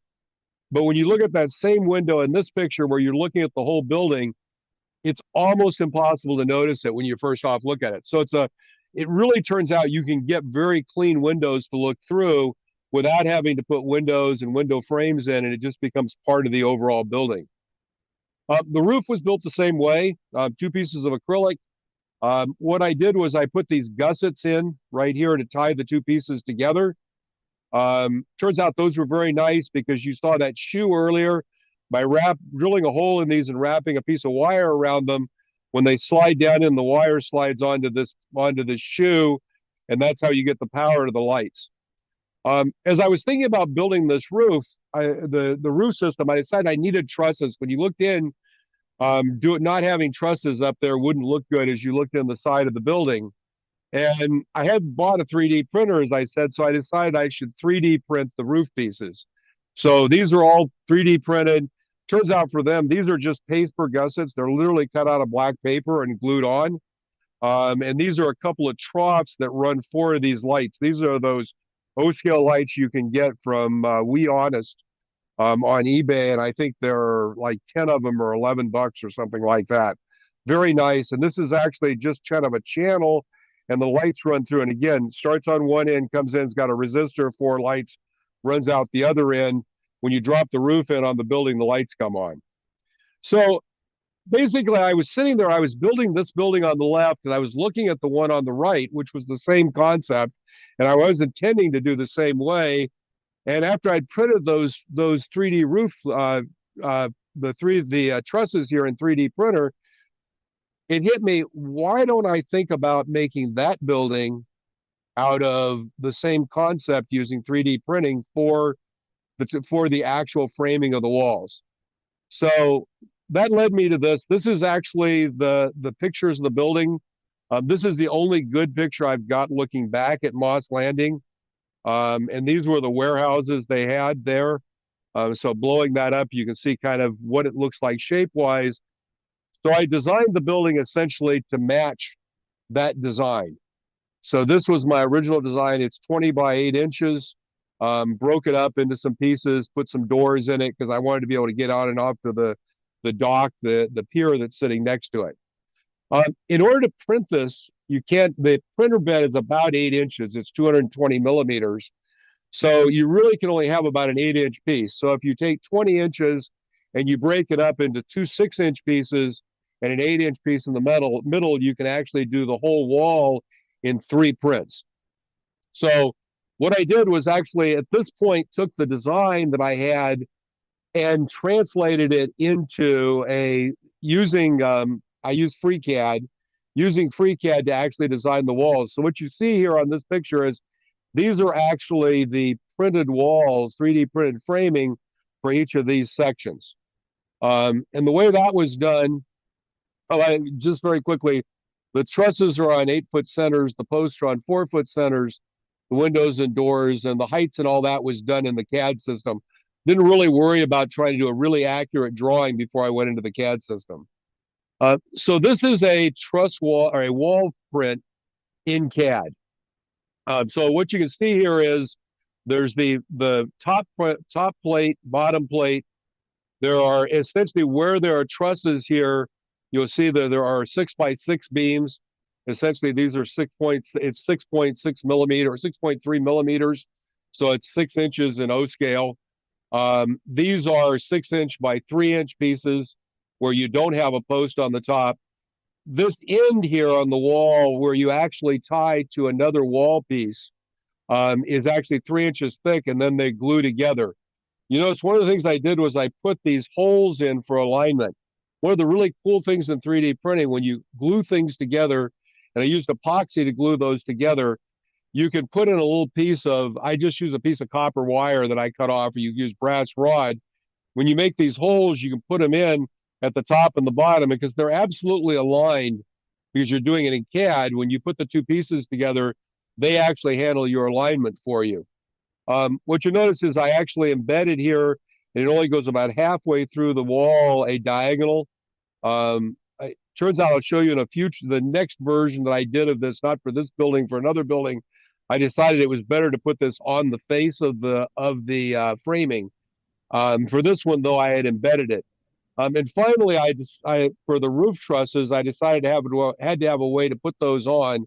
So I added these little blocks on the top and then ran a hole through all of them so that you could actually clip the trusses in place. I'm not going to go through this in detail, but these were the steps in FreeCAD, which is typical for any CAD system. Obviously, if you use Tinkercad, you might do this a little bit differently. But basically, you start off by creating a panel that I carved out pieces. You could carve out just the center and do all of the other framing pieces as individual pieces and put them in place. But I did it as actually removing the material to what I wanted. And then where the windows were, I added in these little pieces above and below the windows and a few other pieces, and then the diagonal. And then finally, those top pieces across the top. So it's essentially, as anything else in CAD, it's a matter of deconstructing the thing into a process to get you there. And in the end, that's what you get out of the CAD system. This then goes through I use Cura, which is the slicer that takes the CAD image and turns it into something to be printed. It's going to be printed on a filament printer. This is not resin. So you'll notice what I did was I printed this with that interior diagonal down. Gives you a nice finish. It was printed, I think, at about 1.2, if I remember, about 1.2 millimeters on the dynamic quality. So it's very much a pretty traditional print that prints on your print beds. You can see that's 6 inches wide, and you see the print bed's a little bit wider because it's actually about 8 inches. So that's really all I wanted to get to tonight. We're going to focus next week on how you take that and basically assemble it, put it together. And then the real biggie is how you paint and finish all the pieces so that they can be assembled. Anyway, back to you, Tom. Phil, this is Bob Geldmacher. I got a question for you. Where the wood pieces meet, did you create any slight indentations to represent joints? No, I didn't. I really didn't. Though it turns out you actually can, but I wouldn't try to do it in the plastic. One of the things I'm going to talk about when I talk about finishing is one of the keys to finishing this stuff with wood is you spray it with about 4 coats of filler primer. So automotive filler primer you can buy at Home Depot. It's basically a gray primer that's got big, almost dusty particles in it. Yeah. And it's designed so you spray it on your car where you got a scratch and you can sand it smooth and it'll fill the scratch hole in. If you spray something with about 4 coats of that, you build up essentially a layer of stuff, and you can scrape it off with a razor saw. And I'll show you that in the next session. Okay. If you wanted to, you could go to the top of the walls and scribe a piece across there. Just use an X-Acto knife to turn it over backwards, so you're not using the sharp side, you're using the back of the point, and you could scratch a joint across there, and you could actually see it. Mm-hmm. Generally, I don't think you see that many of those things, but anyway, that's how I would do it. Well, okay, good. Thanks. Any other questions for Phil? Well, thank you very much. Again. And up next, we have Scratch Builders Corner with Martin Breckbell. Martin is sponsored by our Observations newsletter before we start his program, actually. Or we can just jump. We'll do his presentation afterwards. Martin, why don't you just go ahead? Yeah. Jumping the gun, just getting us moving, always downhill, hopefully. Okay, so where we left off last week, stuff to do on the Exacta car, the last Exacta car. Thank goodness, the last of them. Cleaning everything, well, that's easy. I mean, you sit there with a sponge and pads and warm water and just keep wiping everything off until all the dirt's gone. Adding interiors, well, that's a little more problematic. The roof issues, that's a little bit of glue. And we'll get back to the exterior when I get to the slide about the exterior. So the interior, well, a new coat of paint hides a plethora of sins and age, and a new floor. I still have about 3 square feet of this dollhouse wallpaper, but it makes good carpeting in an O-scale car. The fun part, of course, is getting it to fit neatly inside a less than square space. So I actually made a template first out of cardboard. I saved the back of writing pads and tablets and things. I have a whole box for them. And after getting one of those cut and fitted into place, it was acceptable. Then I actually cut out this paper and glued it in place after I got the floor nice and clean. And that makes it a little bit tidier on the inside. So we add a little bit of wood framing to the inside. We've got the doors all framed out, some scribe siding below the windows, some chair railing, some posts in between the double windows. Can't really do anything between each window because of the window arrangement, and also because it's 3D raised on the inside. So there's not much I can do with this to make it much better than this without ripping out that old glazing and cutting individual window glazing and such. And I just decided that that was just too much for me, and I would probably end up ruining things and making things worse. So let's see here. Okay, so then I had some seats and tables. These are all white metal castings. The car wasn't heavy enough, so I added another half a pound to it, just to make sure it would not roll away in the dark. The seats are from Q-Car. The tables are from Keel Line, which is now Scale City Designs. Just pre-paint everything and slowly put it in place with a little bit of goo, a little bit of CA, and lots of tweezer work and hemostats. I just want to call attention to it. You can see at the top here, you can see how this siding, this metal side is actually embossed. You can actually read it from the inside. Of course, it's reversed, but that just demonstrates the fact that the interior is not flat by any stretch. It's totally three-dimensional, which poses all kinds of interesting challenges. And we look from the other side. These are actually theater seats. I got these from Pacific Northwest. They're 3D printed. And I thought they were a nice little addition right here in the corner. Maybe put the children there or whoever. And I salvaged this cabinet with the drawers on it. This was a balsa wood and paper piece that was originally in the car. And I thought I should try and save that. It got another coat of paint, but it's back in place in I think the opposite corner from where it was. But I think it just had to be saved. Somebody spent too much time making it to just throw it away. So that takes care of the interior. You really can't do much with the other two parts of the interior because, as you can see over here, there's a hole in the floor. That's where that 2.5-inch wood screw goes through the floor.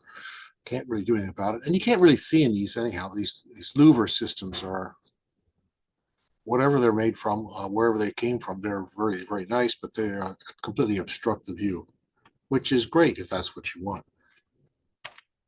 Okay, the exterior. This is where it got a little more complicated. I tried to lift off the paint without ruining the paint underneath of it. The lettering, the white lettering that was in the middle and the gold lettering that was at each end. Couldn't really lift it off without taking away some of the red that was underneath of it. I tried all sorts of tricks with Q-tips and micro brushes and solvents of all sorts. And either the solvents did nothing or they did everything. And there wasn't much middle ground. So I just took as much as I had to get rid of the white and the gold and stopped there. Then I went back and painted it with some, I think that's a red oxide. I think it's actually polyscale red oxide. Just at the letterboard. Didn't touch anything else. All that dark black stuff, I decided I can't move that. If I try to move that, I'm going to ruin the entire paint job. Then I'm going to end up repainting the entire car, and that's just going to ruin everything. It's better to just salvage it at a certain stopping point and preserve what I can. I did go back with, I managed to find my my artist oil paints. About 40 plus years ago, I actually did paint. There's a big stack of art sitting in a corner of the other room, waiting to be framed someday. But I still have all my oil paints, oddly enough. I think my daughter absconded with all my acrylics, but she left me the oil paints. And I found in there, I have an antique gold, a tube of antique gold oil paint, and a very, very fine brush. Very, very slow, decaffeinated day. And I went back and touched just the top of the raised letters on it. Says Wagner's Sleeping Car. And the font on this is kind of peculiar, as you might imagine, being stamped and embossed into copper, but it's about as close as I could get on each side. And there's the one side, and there's the other side. And I think the only other thing I did was to glue back in. There was one of these clerestory vents was loose, and these lights were loose at the one end. So inside the wall, I was able to put some CA down on the inside of it and hold it in place without making a mess, and stopped there before it went too far. The roof snapped right back in to place. It's very, very tight. I opted not to put the 2.5-inch screws back in place. I don't think they're necessary. It's a pretty fair fit without them. And if I ever want to do anything with the interior, or somebody else wants to take on the louvered sides or add figures, that top will come right back off with a little bit of persuasion, gentle persuasion.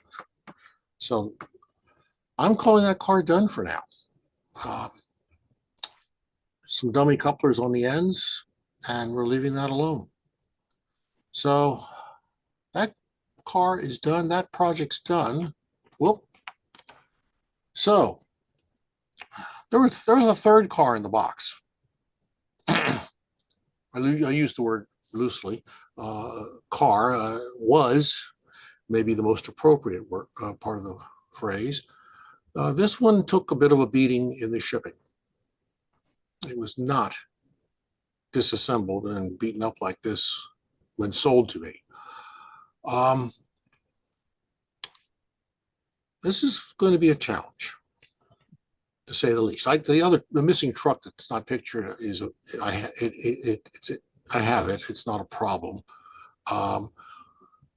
This car apparently had something dropped on it from above with such force, or pushed up from the bottom with such force, that it actually bent the car bolsters in the trucks. So that's one thing I had to do, is straighten the bolsters in the trucks. I've never had to do that before. I had to take a pretty sharp blow. You can see this is cars made out of wood and paper. These window pieces are paper. This is wood. I have to get this all flattened out back into one piece. It's a little rough, I think, is the understatement of the day. That interior has to come out. The walls have to get straightened and braced and flattened. You can see the window components are more than a little crooked. Basically a piece of paper, they're not going to stay very tightly. So everything's going to come out. I have to fix the walls, stabilize them, get them structurally stable, and then put an interior back into it. I have parts of the ends, the observation railing, that is paper. A lovely pattern is paper. And there's a piece of brass wire that goes up and around it, which plants it in place and holds it in rounded contour for the end. I'm looking to get those done over with photo etched brass.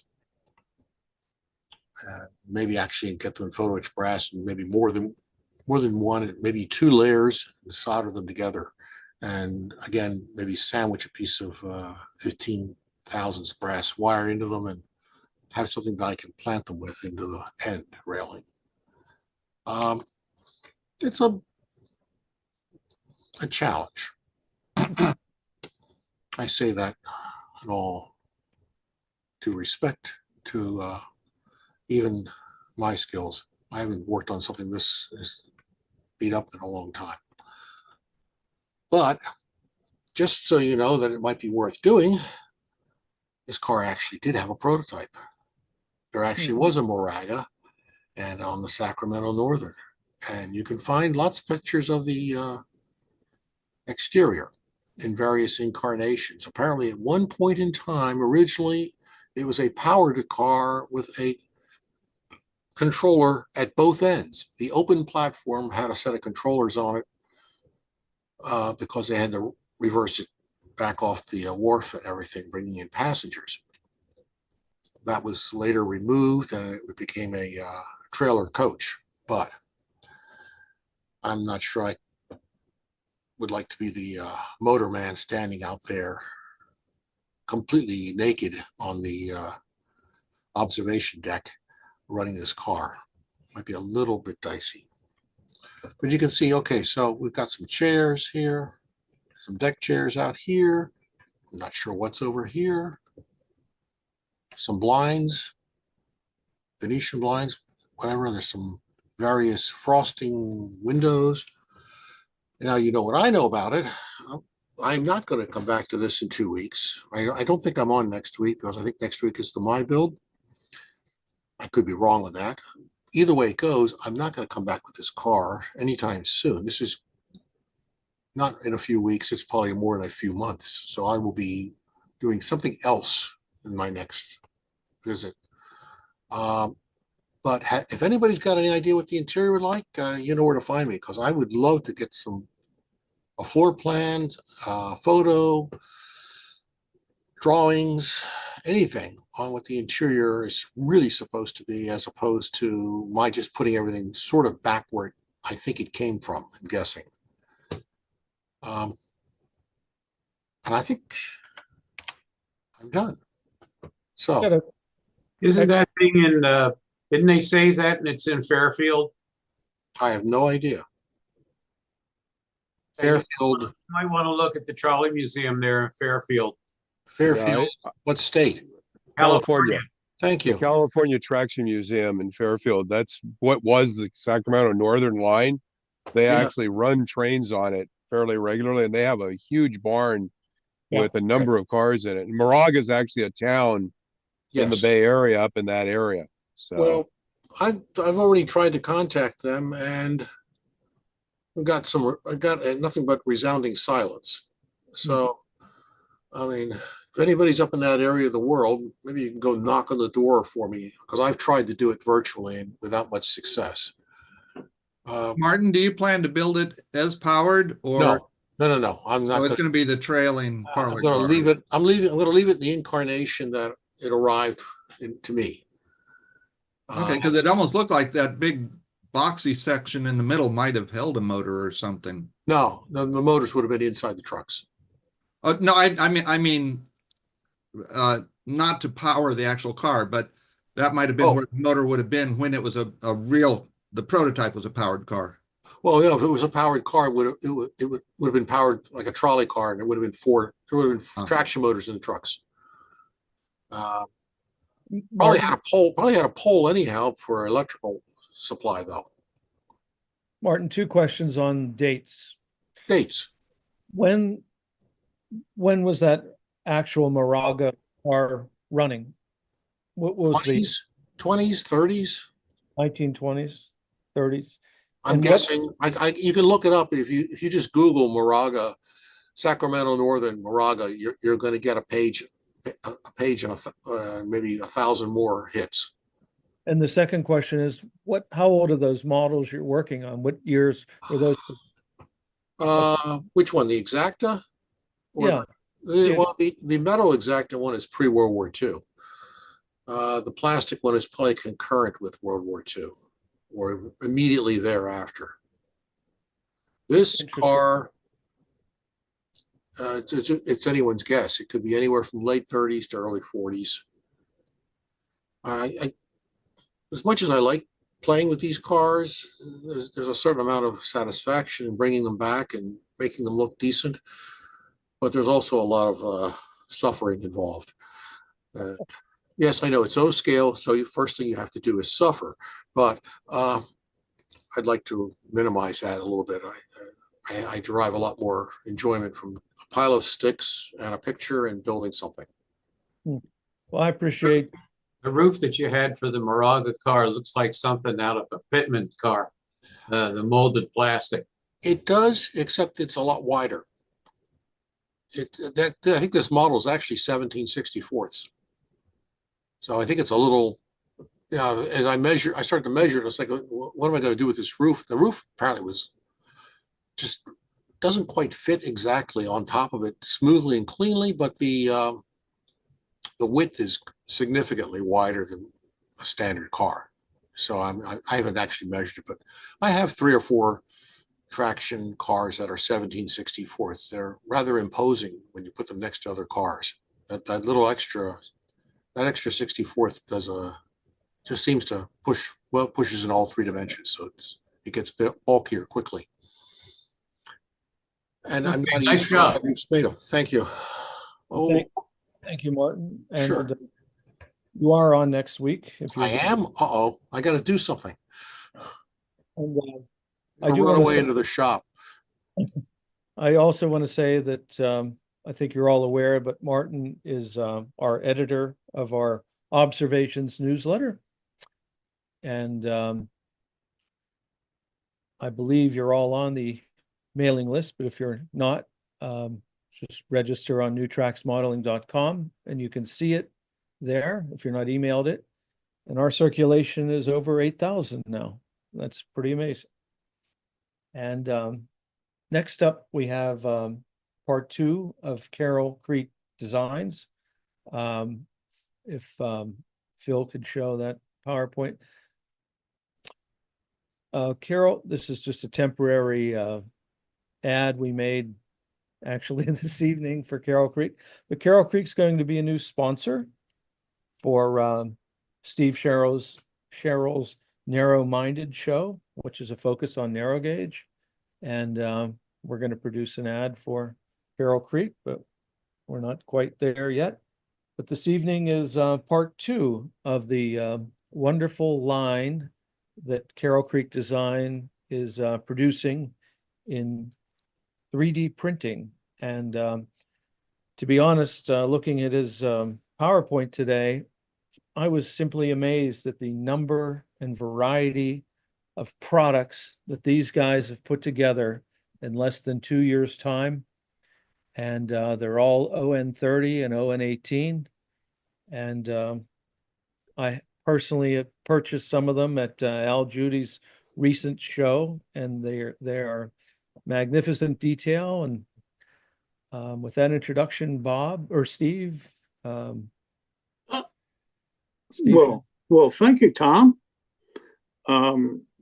First off, I don't know if we're going to talk about the Micro Madness meet this Saturday or not at this time. Maybe later in the presentation, but we are going to have a meeting, a Micro Madness meeting in West Virginia this Saturday from 9 to 3. If you go to the Micro Madness Facebooks, you will get the information on it. So now I'd like to introduce Bob Gelmacher. And Bob, go ahead. I got it. And let's get our share up and running. And everybody see that okay? Yes. Okay. Right. This is yes or no? No, I don't see it. Not yet. One more time. There you go. Okay. Yeah, like Tom said, this is just a continuation of what we did last week, and it's the tail end of the presentation. And let's make sure that this is going to click over. There we go. And I'm Bob Gelmacher, and Ryan, who just spoke, is my partner in this ordeal. And this is about the middle of the presentation. These are some of the 12-foot ON30 gondolas that we put together. There's a 2-board version, a 3-board version, and also a braced side version. All these come ready to run. They've been primed. They have KD 148 couplers on them, and also 36, and I'm using 36-inch HO wheels. It seems like that worked out pretty well, but all of these come so that you can put them right on the track and hook them up and make them go. We also printed out the wheels, or the brake wheels, and all the equipment that goes with it, and we were pretty happy with the model. These are some of the cabooses or caboose that Ryan put together. And Ryan, why don't you talk about these? These are a mixture of ON18 and ON30. Really, it's just starting out trying to get some ON18 stuff out there for the customers so they can pretty much have a complete train. What we've done with these, and if you look at the ON30 caboose on the top right, that is a Bachmann coach truck, pops right on the bottom of it. So it comes in a kit form. You put the caboose together and pop that on. The bottom left ON30 is just a kind of a little whimsical bay window caboose for narrow gauge, based off the B&O Blue. That has our own freight truck on the bottom. Now, both of those, if you do the coach wheel, it's ready to go. The ON30, the bay window, comes complete with wheels. It does not have couplers, though. You can put your own couplers on it if you would like. But it does come with the 36-inch metal wheels. The ON18 cabooses that we're producing come with metal N-scale wheels. These are the 2-axle versions. The cupola road caboose has been redesigned a little bit. That's an earlier version of it. The cupola on top is a little bit larger now.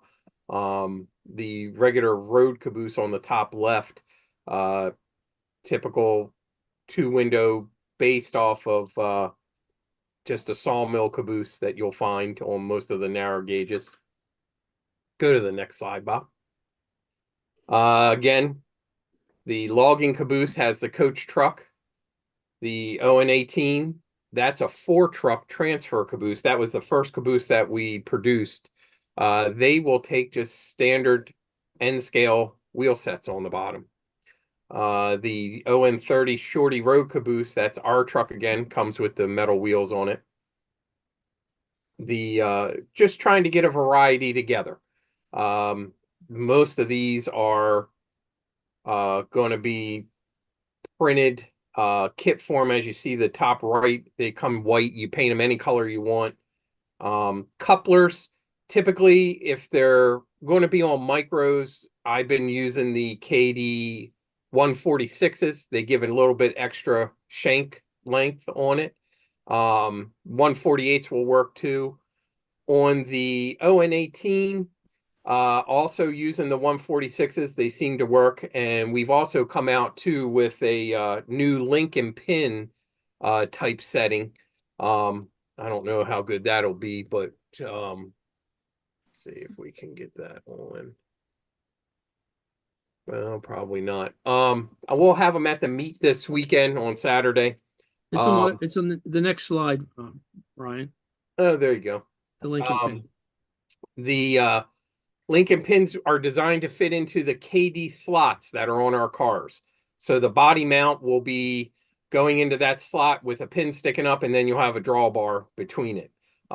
They seem to be working really well with ON18. The pulls the car on center, takes a lot of the derails off. The ON18 micros seem to work well with those new couplers, and we're constantly evolving and redesigning them, but that's the latest version right now. We'll have those available on the site this weekend, and also at the show at the micro meet. But here's some variety of different things that we have detail-wise.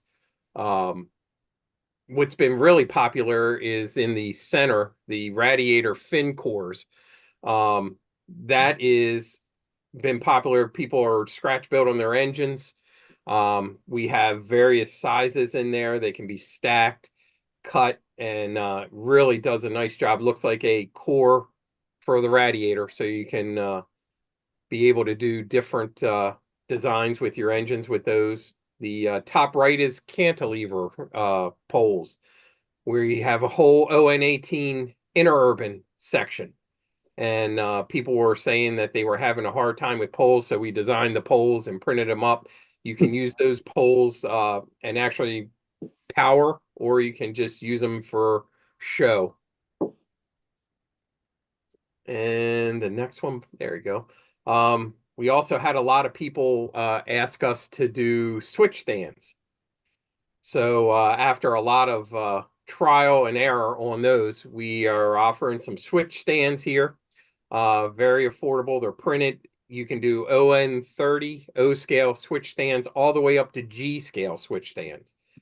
The G scale switch stands that we have, actually, if you put a connecting bar to the G scale switch or an Aristo or a USA switch, the targets will turn. So it's a functional switch stand in G scale. In the O scale, they don't. They're fixed. But a good little roadside detail. Very reasonable too. I think the pack of 4, I can't think off the top of my head, I think are $15 or $10 for a pack of 4. On the left-hand side, we have handrails or piping. Different sizes, different variety of lengths with 90-degree bends in them. Just to run some detail on engines, to do handrails for your buildings. But most everything we try to keep is very reasonable. As you can see, that's a pack of, and usually they're over 25 in there for $5 or $3. These are some of the details. We don't have them, well, we have them packaged, but I don't show the packages on here. And a lot of these were I created because of a need for my own railroad. For instance, on the right-hand side, brake linkages and also the brake cylinders, so that on my flat cars, this detail is on the underside, and it really makes for a nice car. The same thing on this side. We've made some stirrups and also turnbuckles, and again, it added details. I like to add windows, of course, to a lot of different things, and I realized that we can make the windows based on some of the windows that you can buy commercially. But the nice thing is that you can make the windows any size and any configuration that you want. And there will be times, and I have people ask me about it, where there was a window that you just can't buy, and that's the time that you can go to the 3D printer. The other things that we've made are these dwarf signals. And I have a lot of these on my layout. Stick a bicolor LED up there, and it actually shows me the condition of the switch based on the position that the switch is in. Also, I needed some building lights, and again, these are available. We talked about custom work, and here's just 2 examples, and we talked about this really quickly last week.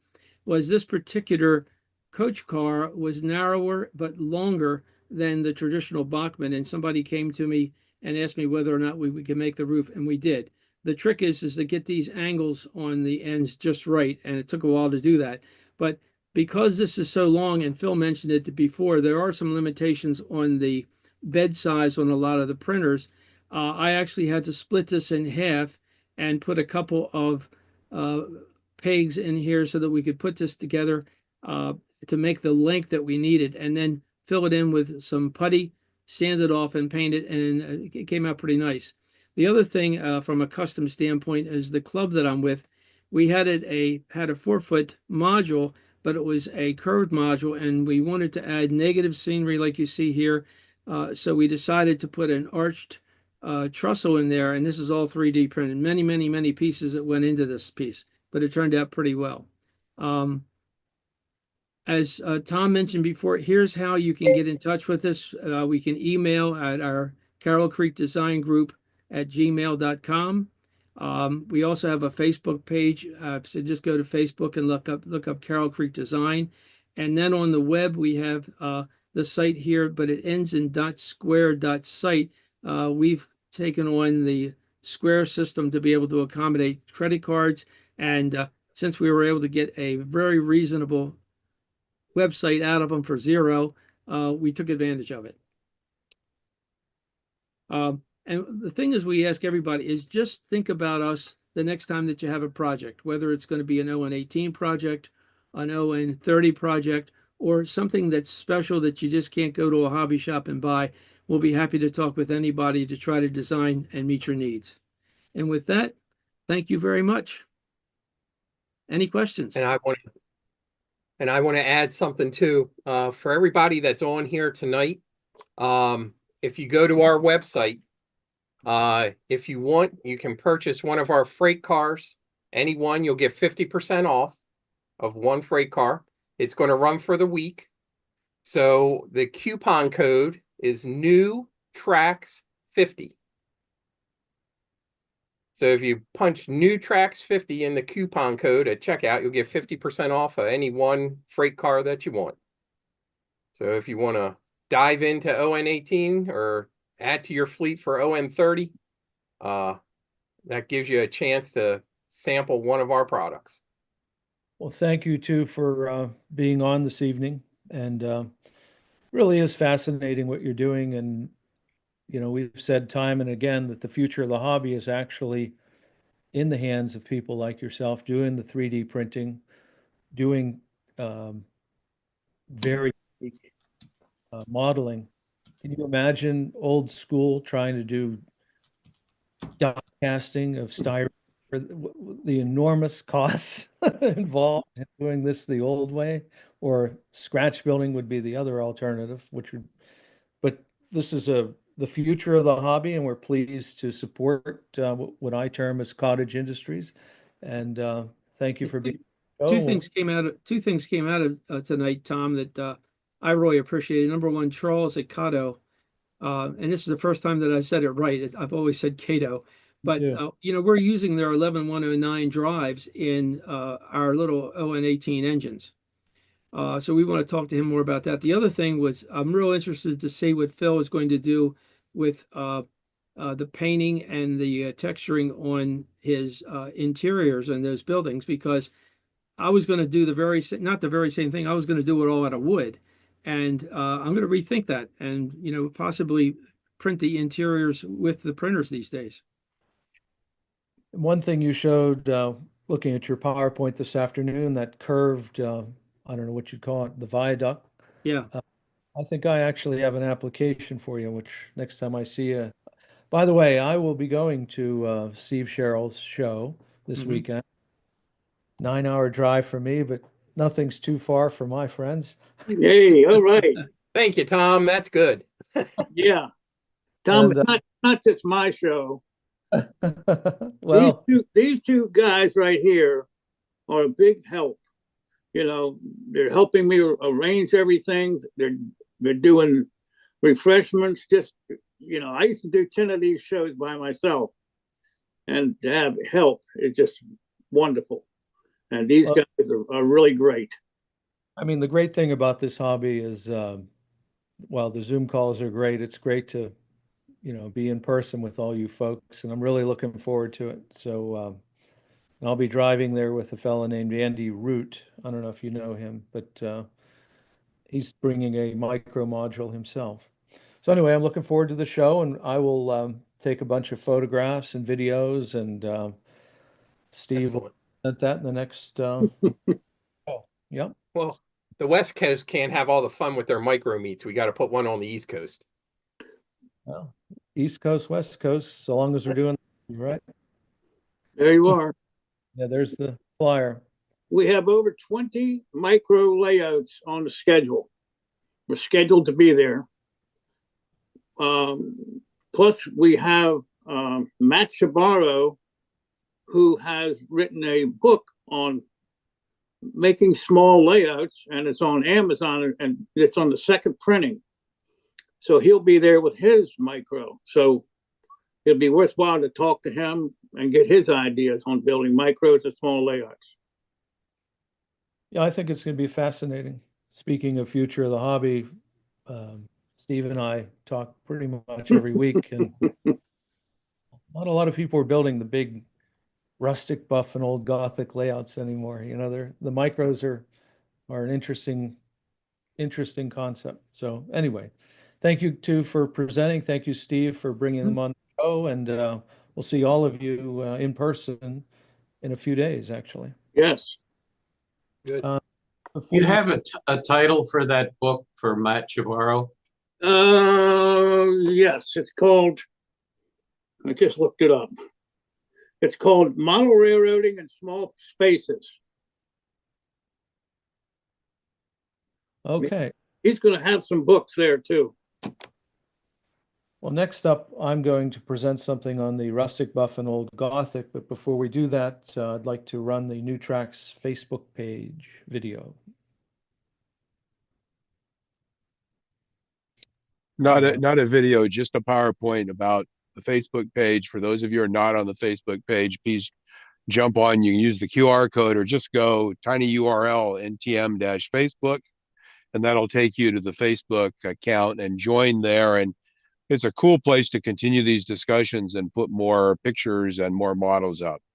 So we'll probably have an ad for this at some point, but if you're not part of the Facebook page, join it. It's a way to talk between meetings on Wednesdays. Have a good one. Thanks, Phil. Okay, next up, we have my presentation on scratch building. We'll have the closing of the show, and then the caboose, so stick around for the caboose. It's another great video featuring a HO scale, a mature operating layout in the Pittsburgh area. Phil took that video this past summer at the Pittsburgh narrow gauge convention. So let me jump into my presentation.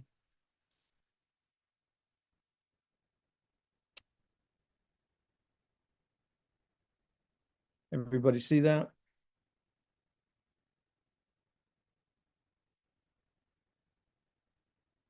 Okay, so I'm going to show, I don't know if these,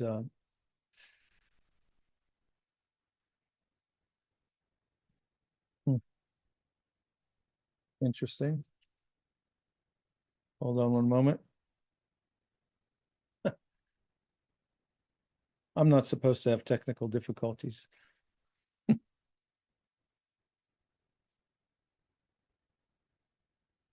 Okay, there we go. Okay, so this is scratch building on the ON30 rustic buff and old Gothic. This is the Turtle Creek Depot. This is a nice little depot that I made for a town I'm working on. I think everybody that's watched the show the past couple years is aware of my shanty town. Well, this is the adjacent town, Turtle Creek, named after a town in Pittsburgh, Pennsylvania, that I used to live near. That is the finished depot, all scratch built. And I'm going to show you how I made that this evening. These were the materials. Little sensitive mouse. I used Mount Albert basswood sheets for the clapboard. I used inexpensive acrylic paint to paint the outside of the structure. And then I use these Hunter line washes to weather it. And then one of my little tricks of the trade is this scratch brush that I got at Micromark. The roofing is actual cedar shakes from Evergreen Hill Designs. I believe they're still in business, cedar shingles. So I always start with a piece of plywood, and I don't really have a plan other than in my head. So the first thing I do is just basically try to maintain a 1/2-inch perimeter around the model, around the piece of plywood, and I build within that square. And I painted the perimeter black and the inside gray, and then I sketch in what I envision this thing's going to look like. Next up, I took that clapboard siding from Mount Albert, and on the reverse side, I sketched in my depot with pencil. And then because I knew I was going to do a video, I went back over it with ink. And then I cut out the windows and doors. If you'll notice, it's still one sheet. I haven't separated the 3 walls in this case. And then I began the construction. Now, interesting enough, when you do scratch building or you're building these structures, you don't have to get too precise with the corners, because just like in real construction, trim covers up these corners. So they go away. I always use 1/4-inch material to brace my models. You'll never see any warpage in anything I build. Perhaps I do a little overkill, but it doesn't really cost you that much in money or time to do it. So I just brace them very extensively. And you're not going to see that gap if you're wondering why I left a gap there. There's a roof line that covers that. So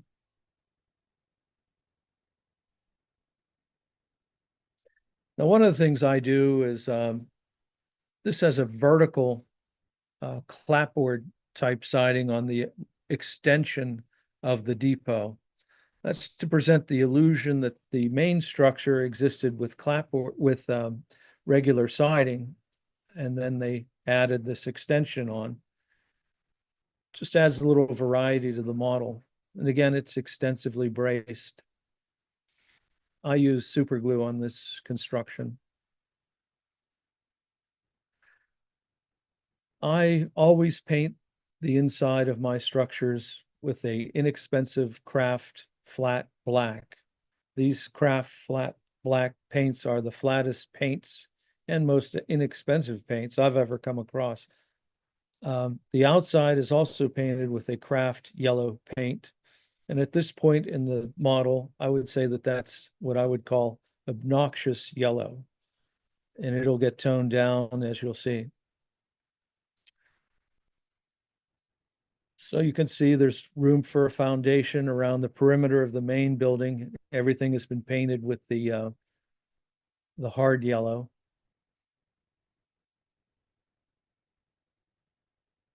It's another view.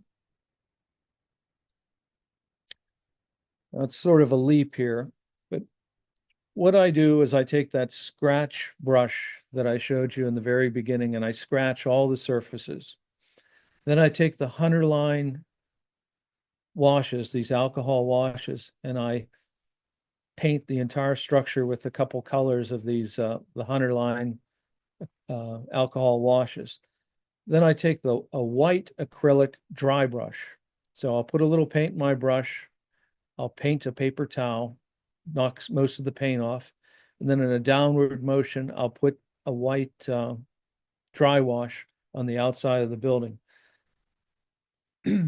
If I'm going to use the Hunter line washes on top of this, I'll spray the entire building with a sealant. like a dull coat.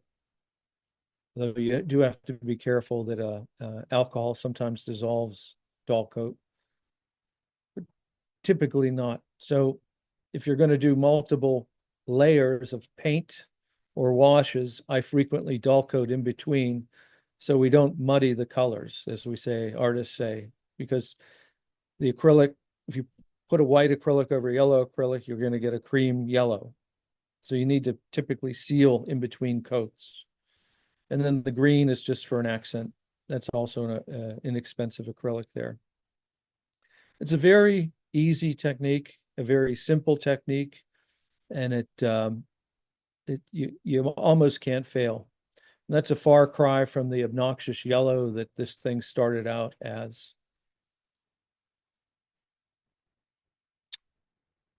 And here we're beginning to trim it out. I used a Minwax stain in this case, just a dark stain. I don't remember the specific color, but I pre-stained all the wood. And then these are 1x4s and 1x6s on the outs, look like 1x4s on the trim of the building, and then 2x6s, or I'm sorry, 1x6s for the platform. That'll all get toned down too. And those are Grant Line windows and doors. And that's a Victorian window on the right. And now I've begun putting the roof on. Likens to airplane construction there on the left extension. That's just, at the time I had a sheet of balsa wood. I wanted to burn out what balsa wood I have. I normally construct in basswood. That roof looks like it's 1/16 inch plywood.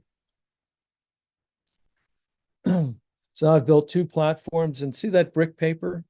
I went online, Googled brick, found one that I liked, printed it out, cut it out with an X-Acto, and glued it on there with Elmer's white glue. The windows and trim around the door, those are all painted with the Tamaya chocolate brown.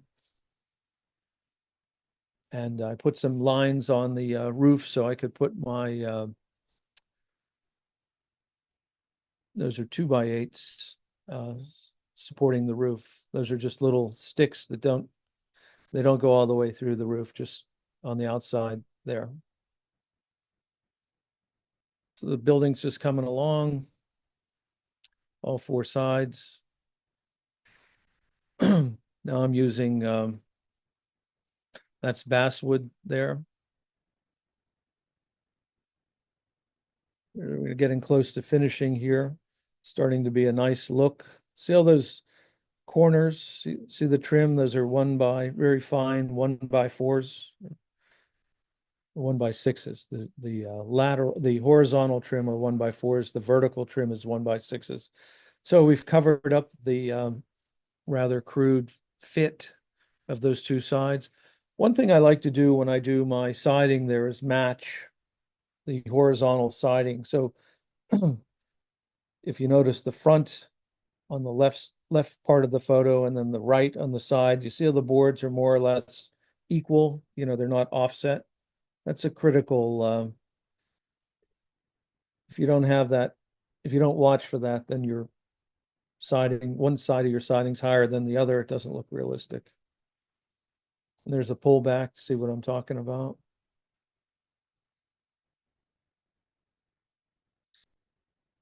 Now I've put on the cedar shingles, start in the bottom and work up. I just use Elmer's glue. There's the finished model. See, with pan pastels, I've knocked back that Minwax platform, the heavy dark brown stain has been knocked back to match the weathering of the actual depot itself. I left the cedar shingles. I didn't stain those, but I did go back with pan pastels, white and gray, and showed an aging there. It has a uniform weathering about it. nothing is fresh about any of the paint on this model. And put a couple details on there to accent the model. Here's the side. It's a nice little attractive model. The nice thing about scratch building is, to my knowledge, there isn't such a thing as a little kit like this. So if you like little depots, you got to make one yourself. It's really not that difficult. If you use these commercial sidings from Mount Albert or Larkspur, and there's others, and dimensional wood. The advantage to scratch building is you get exactly what you want. The structures fit specific site, and the costs. I mean, I'll bet you I don't have $20 in this model, and a kit, if there was one, would be $150 at least. The signs are just simply Googled. And my little joke, I always put a no dumping sign, then I always have garbage there. Just my little private joke on my layout. Tom, Yeah, what did you use to knock back your coloring on the decking?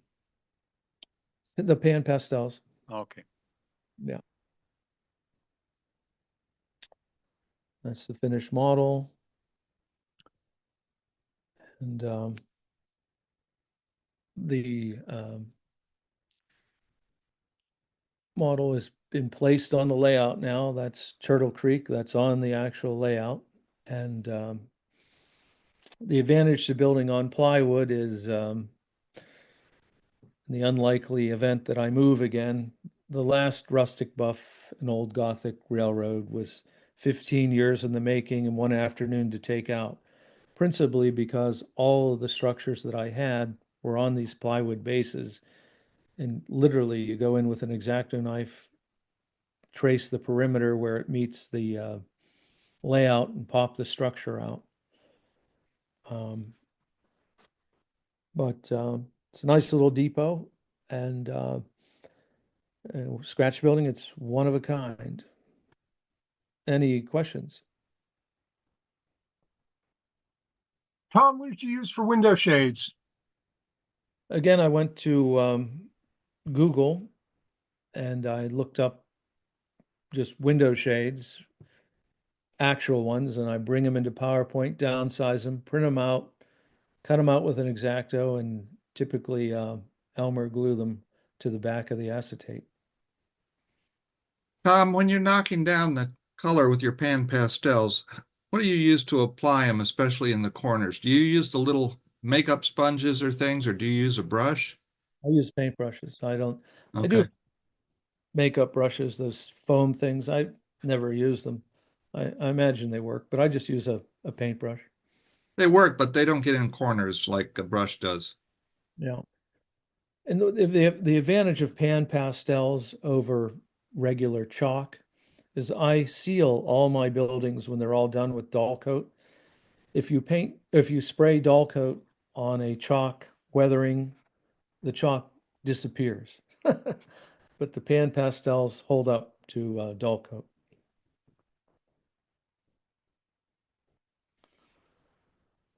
Okay, well, we have a tradition with the show that before we run the caboose, we have Father Ron on. Father Ron couldn't make it this evening, but we do have a video. And after Father Ron gives the closing, I would appreciate you folks sticking around for the caboose, because we've got a lot of videos from that Pittsburgh narrow gauge convention, and these layouts are just spectacular, and people opening up their homes to the public. It's just wonderful. And anyway, so Phil, if you could run the closing. Yeah. Almighty God, just as our models imitate the beauty of your creation, may we imitate your kindness and generosity to us in our relationship with others. Bless us now and always. Amen. Thank you, Father Ron. And now, Phil, if you would run our caboose.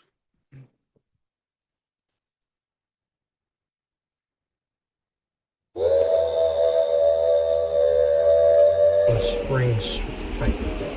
Yeah, almost like a Pico. That's right. So this was a Yeah. very The length of this, operations-oriented where it railroad. goes into down below the benchmark and this, make it just a little tad bigger so you can just. It cost me probably less than $1 to make it. Yeah, mine have the tortoise machines and touchdown. Okay, okay. Some of the harder to reach turnouts I've got.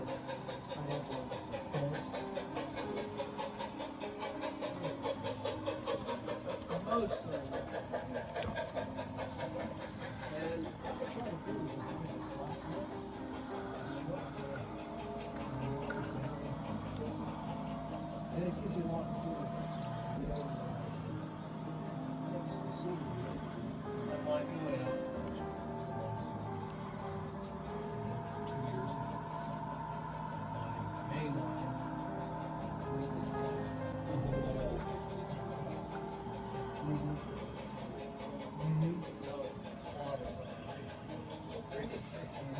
See, I'm the one in southwestern Pennsylvania, crossing the Alleghenies. So I have grades, and they're probably about 2.5%. But Yeah, that's okay. with the free-flowing bench work, and I try to keep track, not from being parallel with the edge. Did you ever have this in one of the magazines? Yeah, it's been featured in Craftsman back in '98, and Model Railroad Hobbyist just did a video on this thing, and in that. Yeah, there was an article too. Yeah, there was an article too, in conjunction with this.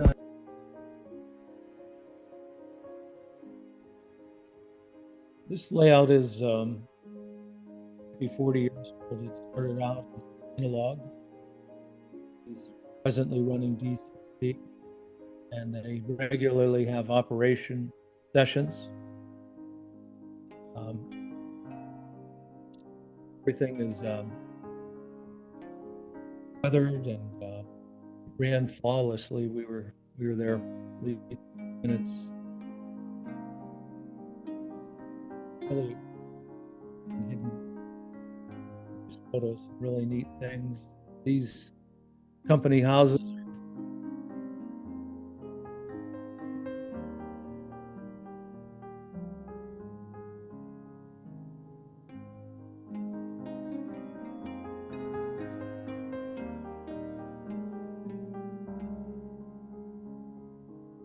Yeah, there's some company houses.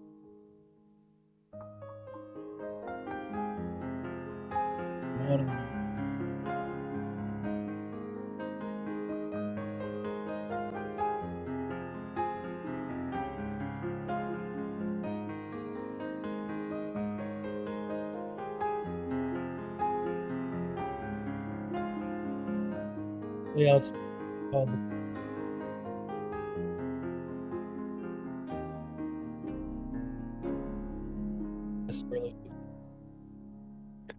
Very much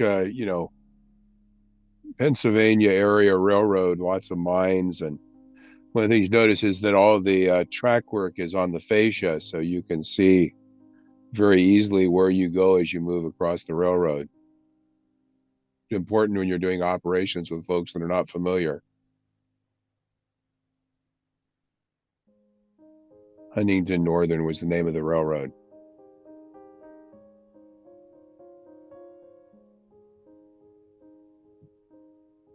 And it just ran and ran and ran. There was no homes.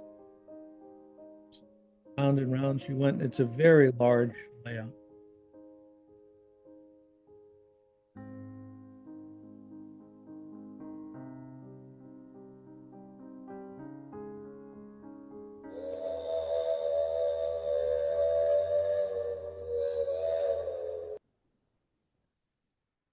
Well, that concludes the show this evening. I appreciate all the presenters this evening, and I appreciate the production team behind this. Pat, Phil, Mr. Thornton. It takes a lot to put one of these together, and We'll see you next time. Have a good evening.